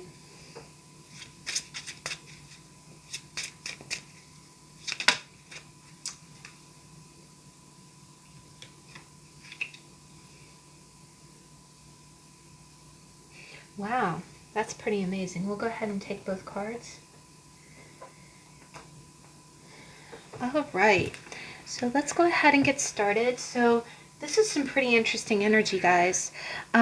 First off, we definitely get, the first thing that I'm kind of seeing here is that in the past, you've got a King of Pentacles character. Now, this could be you, so it could very well be your energy. But I'm definitely getting kind of a sense that this might be somebody else, right? It might be, like a different person that's in your life. Now, we had a tarot on the King of Pentacles not too long ago. And normally the King of Pentacles is it's the very reliable dad kind of card. The other thing is that it could be that it could be a husband or a spouse or somebody um, who has a lot of financial abundance, right? Like a lot of stability. And what's happening is the root of this energy, anytime I see two cards underneath it, I think of this as the root of the expression, and this is what you show the world, right? So I kind of read this one of two ways. One way is that you could be, what might be happening is you might be a little bit down and out right now. It might be a situation where you don't have a whole lot of money, but from the outside it looks like you do. Sometimes I kind of see this energy whenever. Have you ever heard the expression that your house rich but lifestyle poor, right? Like you might look like you have the fanciest car, and you might have, and what it is you have a mortgage and you have a car lease for all the things from the outside makes you look rich, or maybe you have money in the bank that's not yours, but it looks like it's yours. So on the outside, it looks like you have a lot of money, but in the inside, you're feeling really kind of impoverished, and or you might literally be kind of down and out, even though it doesn't look like you're down and out.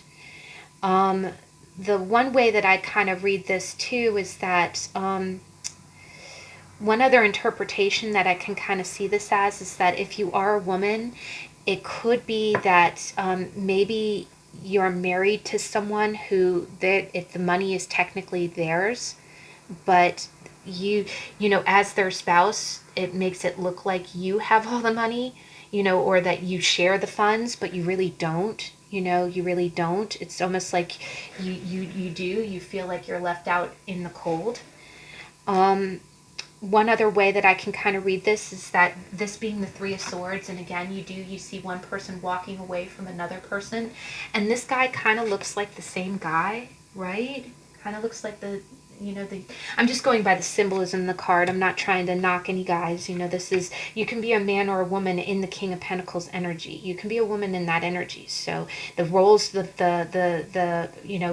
gender makes no difference. The genders can be reversed. But you see a woman that's, laying out in the cold. The other thing is you see this woman out with another person. So it could potentially be that one thing that I'm kind of getting is that I get the sense that because this man is, holding up a rose, but in the background you see a really massive mansion, and you see him walking up, but she's the one who's holding the swords and removing the swords from her heart. I'll be completely honest, guys. This might be a situation where this might be a divorce where, when I see that rose, especially in that situation, I kind of think of The Bachelor, and I don't even watch The Bachelor. I think it's a terribly, don't post any hate posts. This is just my personal opinion. I don't fault anybody for liking the show. It's not like that, but it really does enforce a lot of really bad stereotypes. It's making it all about looks. It's kind of like, okay, the man, and I know there's The Bachelorette where the woman has the choice of all the guys, but it's really harshly objectifying somebody, and I hate to kind of see it this way because the King of Pentacles is normally such a nice character. He really is a reliable person, but what it is it's almost like. What I kind of see here is that if this is like a divorce situation and somebody's walking away, maybe you were with somebody, you were married to someone or in a relationship to someone who had a lot of money. And unfortunately, the king is not in reverse. So normally the king in reverse is the person who's superficial in that sense. Like he might, be married, but then have mistresses because he can afford to. But here I am kind of getting a sense like there was some kind of betrayal that occurred. And in the past, it's like, there's a man here who's holding the coin, who has everything, but then there's a woman here who's out in the cold. I also kind of get the sense that this might be like a parent or someone that you're caring for, that you might have been left out in the cold. One other way that I can kind of read it too is this could be a father figure. Quite possibly, maybe this is like some kind of inheritance, or if this is a sibling, if it's you and maybe you have a brother or a cousin or something like that, it could be that you were left out in the cold and the other person received more, or there was definitely just there's a disparity here, right? And it is almost as if the root of it is that one person is really not doing well financially, but they either look like they are, or, you really are not doing well and somebody else is got the kind of the power. And the one other way I can kind of read this, and the fact that I said house rich and lifestyle poor, is it quite possibly could mean that maybe, and again with world events, and I'm sorry if this is your scenario, is that it has been really, really hard in the last 6 months, because there is nothing more trying on a family, on a budget, on a relationship, than facing the potential of being out of work, having to work remotely, or or potentially losing your job because of this pandemic. The other thing is that, we're having to run a business and pay people when you don't have any income coming in. So this could have been, the past could be a recent past where you're really struggling, but on the outside, you still have all of your nice things from before the pandemic. And then what's kind of happening is that the current energy is that Three of Swords. It's almost like you're pulling the sword from your heart.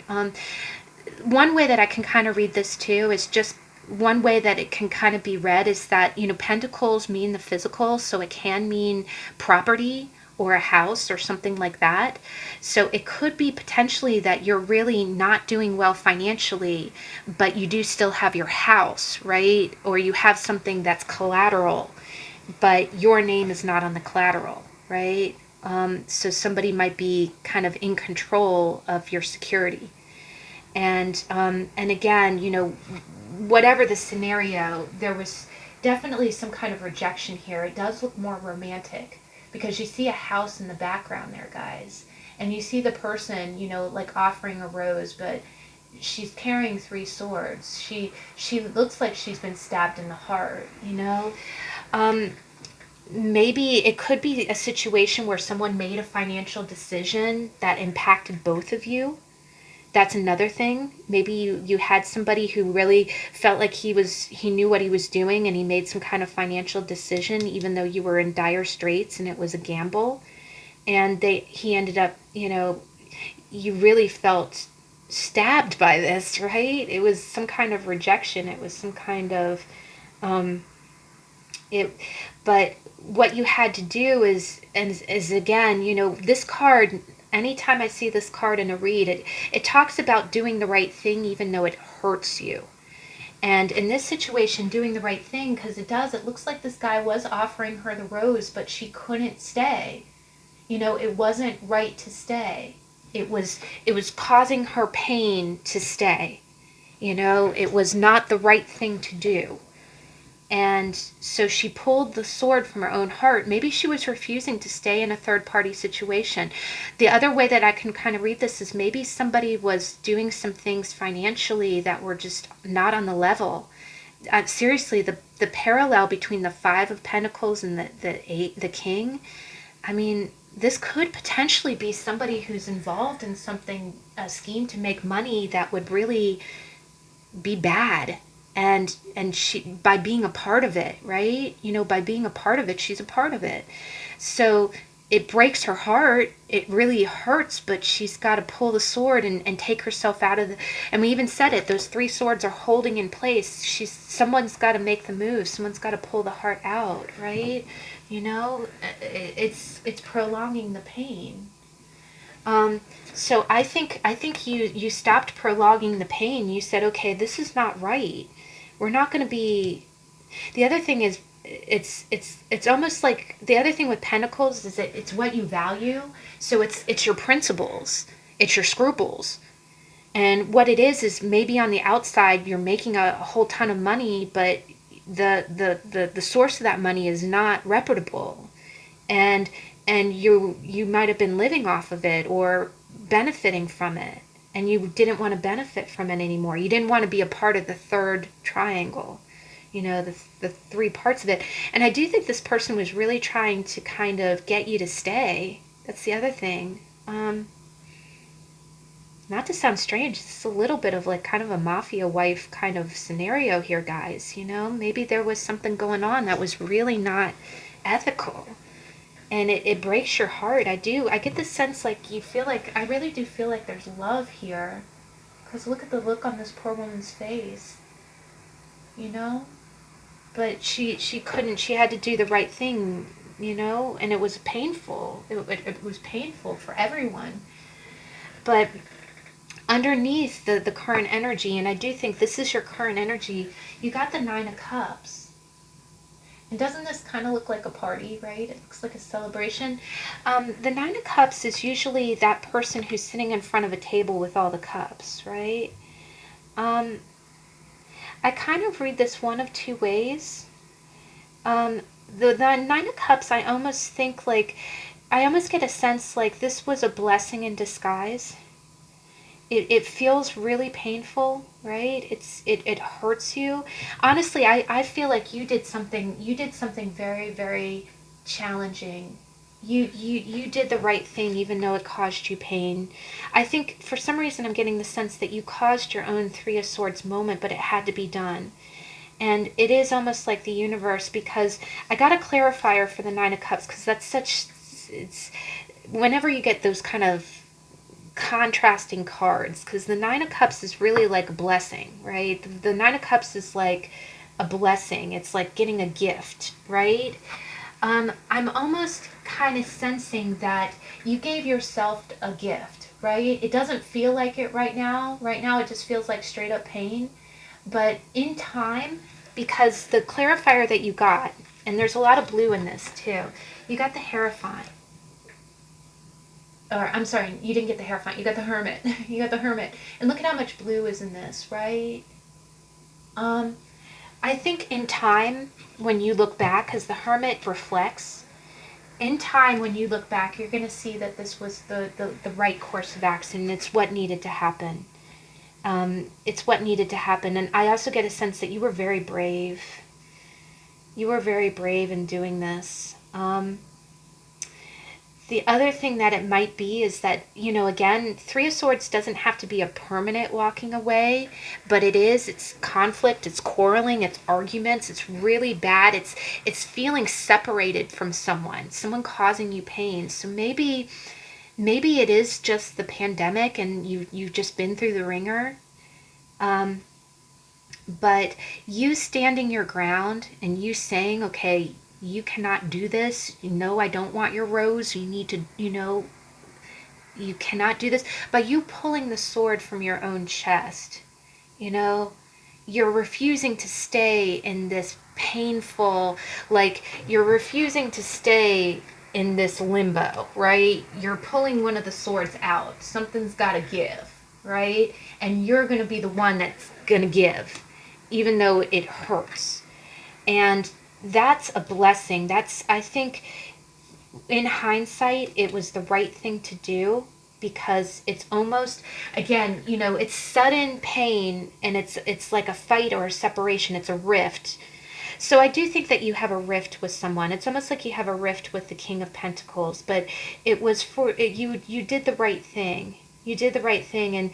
And after time, you're going to realize that you standing your ground and doing what you needed to do, fighting the fights that you needed to fight, it's going to make the positive change that you really needed. It is going to be a blessing in disguise. It doesn't feel like it right now. It's also going to give you the wisdom. It's going to give you the wisdom after you've reflected, maybe after this person's reflected. It's going to feel better, right? One other thing that I'm kind of getting from this does feel like a little bit more of a marriage kind of situation. The other thing that I'm kind of getting here is that it's almost like you're thinking back when times were simple. Maybe this was your wedding day, and back when it wasn't all about money, or it wasn't all about whatever's going on with you. It wasn't this pain that you were subjected to. But there was a great quote that I had heard from a pastor. He had been married to the same woman for 50 years. And he even said, he goes, I've been married 8 times. And he goes, but I've only been married once. And he goes, let me explain. I've been married to the same woman for 50 years. And he goes, but we've had 8 rifts, right? We've had 8 moments, right? There's a great book, I think it's called The Happiness Project, that talks about moments like that. It talks about marriages, right? And there are some great stories in that book, because marriage is not easy. There are stories about a woman, who ran into the bathroom and threw her wedding rings into the toilet and couldn't flush. She had her hand on the handle like, okay, should I do this? You have those moments, right? You have those moments where, things happen, and it might not necessarily be infidelity. Maybe you feel betrayed by something someone did. Someone's actions really went against you, right? And it was a betrayal. And you can't stand for that, right? You can't just take the rose and pretend like everything's okay. And just like the pastor, he had 8 points in his marriage where they had a major fissure. There was a major crack, a major break. And what they did is they survived it. They survived it, and they came back together, right? So that's what I'm really getting from your read. The other thing is what is it? There's kind of, I've never been married. I've had major relationships, but I've always read that one of the major things that cause big breaks is differences in religion, arguments over money, hello, or arguments over how to raise children, and not getting along with family. So again, maybe there were decisions made about money that really, really, you said, okay, we need to do this, and your spouse did something different, and it totally went against you, or you felt really betrayed. But you standing your ground, those cracks are not, when you get married or when you have a long-term relationship, it's not supposed to have no cracks, right? There's supposed to be rifts, almost like an earthquake. There'll be cracks in the foundation, but it's allowing, you standing up for what you believe. Because the other thing is, in every relationship, there are deal breakers, right? Each person will have something, and with the pentacles, they'll have a moral. They'll have some kind of value that you don't cross. And no matter how many times you try to cross that line, if you stand up and say, no, that is my line, that is my moral, you cross that, how dare you? Those type of fights are the ones that are blessings in disguise, because you're teaching the other person how to treat you, and you are forging your relationship with the other person. And sometimes you will have 3 of Swords moments. It doesn't always have to be loss in the physical sense, or loss in the, somebody being unfaithful. Sometimes it's the other person really doing something shady against you, right? But in the future, you got one of the most beautiful cards, and that's a major. You had 2 majors in this. You had the Hermit. So I think presently you are going through a rift in your relationship, and I think it might be in your marriage. And you're going up to the mountaintop, you're pulling away. I think you're having that away time to decide, is this a deal breaker or not? But the beautiful thing is that I think you're going to work it out, because in the future you got the Lovers. And I love this card because this Lovers is a more mature couple. I do see you growing old with this person. And you've got flowers again. You got flowers again. So I do think that whatever rift that you went through, I think things are going to get better. I do think that you need to, you pulled a sword from your chest, so you know what, this was not a minor offense. This caused you pain. And I think you're going to reflect on that pain, and I think the other person's going to reflect on their behavior too. But I do think that you're going to work it out. I think you're going to work it out. I also think that, you know, I think you have what it takes. I think this situation, you have what it takes to make it better. I do think it's money related because your management cards, the cards on how to manage this Three of Swords moment, you got the Four of Diamonds, which is the Four of Pentacles, and you got both the 8 and the 9, and this is a very well shuffled deck. So you got the 8 of Wands and you got the 9 of Wands, and they were right one behind the other. So honestly, guys, you know what it is that I do think that this is a financial situation. I think your partner or your spouse might have done something to lose money or did something without your consent, and you felt really stabbed by it. And what's going to happen is you're going to end up needing to hold on to your pennies for a while. The way that you're going to navigate this is that you might have to bail out this person. That's the other thing, is that this might be something financial that needs to be bailed out. Also, quite honestly, this might be some kind of transaction with your father. Maybe you borrowed money from family or something like that. And it's, you know, again, it's, you know, something's going on here where it's about not squandering money, right? Don't squander money. But you might have to hold on to your pennies. It's really about holding on. The other thing is hold on to what you value. We said that, right? Don't let go of what you value. Kind of dig in a little bit. But what things that I am seeing here is that the Eight of Wands is really fast. Things are moving, right? The green light, you know, things are going on where whatever happened, things are moving fast. And the root of that is you holding your ground. Again, you got the Nine of Wands, which is don't give up the fight. Don't give up the fight. So if this is financial, what might be is that you might be in a financial pinch right now. And you might have been right about something. You might have said, okay, we need to do it this way, and someone didn't listen to you, and you ended up getting a real bad loss, right? But you're going to hold, both of these cards here are about holding your ground, about, you know, digging in and not budging. So but the Eight of Wands is very positive. I think that you might have been put in a situation where you might nearly have been bankrupt about something, and you might have been arguing about it, but you're gonna save your pennies. You're gonna hold on to what you have. You're also gonna hold on to your values, your deal breakers in this situation, and you're gonna hold your ground. It's gonna be a little bit of a long fight, but the one thing that I'm seeing is that there's fast movement here.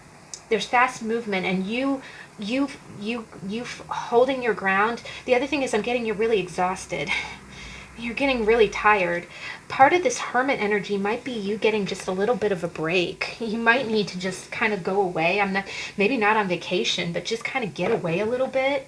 If this was a fight with a spouse, maybe you can go stay with family for a day or two just to clear your head.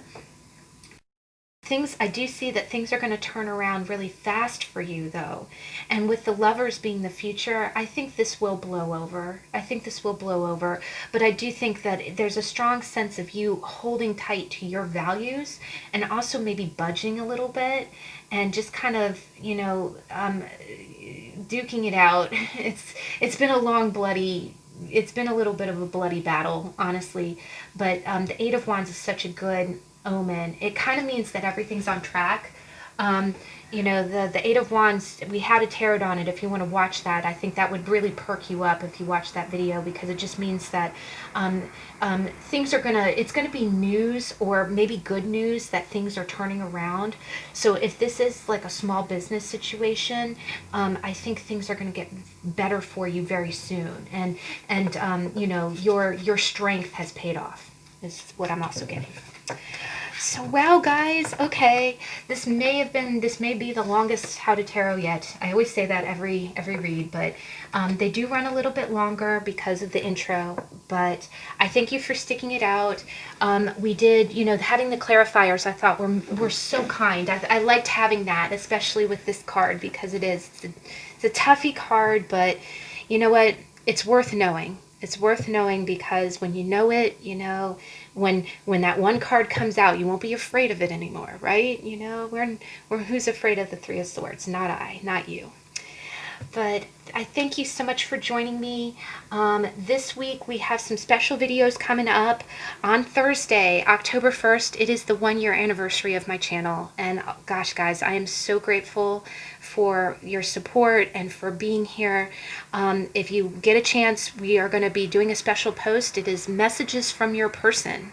And we did that about 2 years ago, sorry. I've only been here 1 year, sorry. 2 months ago, we did that video and it went over really well. So we're going to do it again with 4 piles and more cards. So you get a chance, check that out. And then I hope you can join me again on Saturday for the weekly energy card reading. But I hope you have a good week and I'll catch you in the next video. Bye.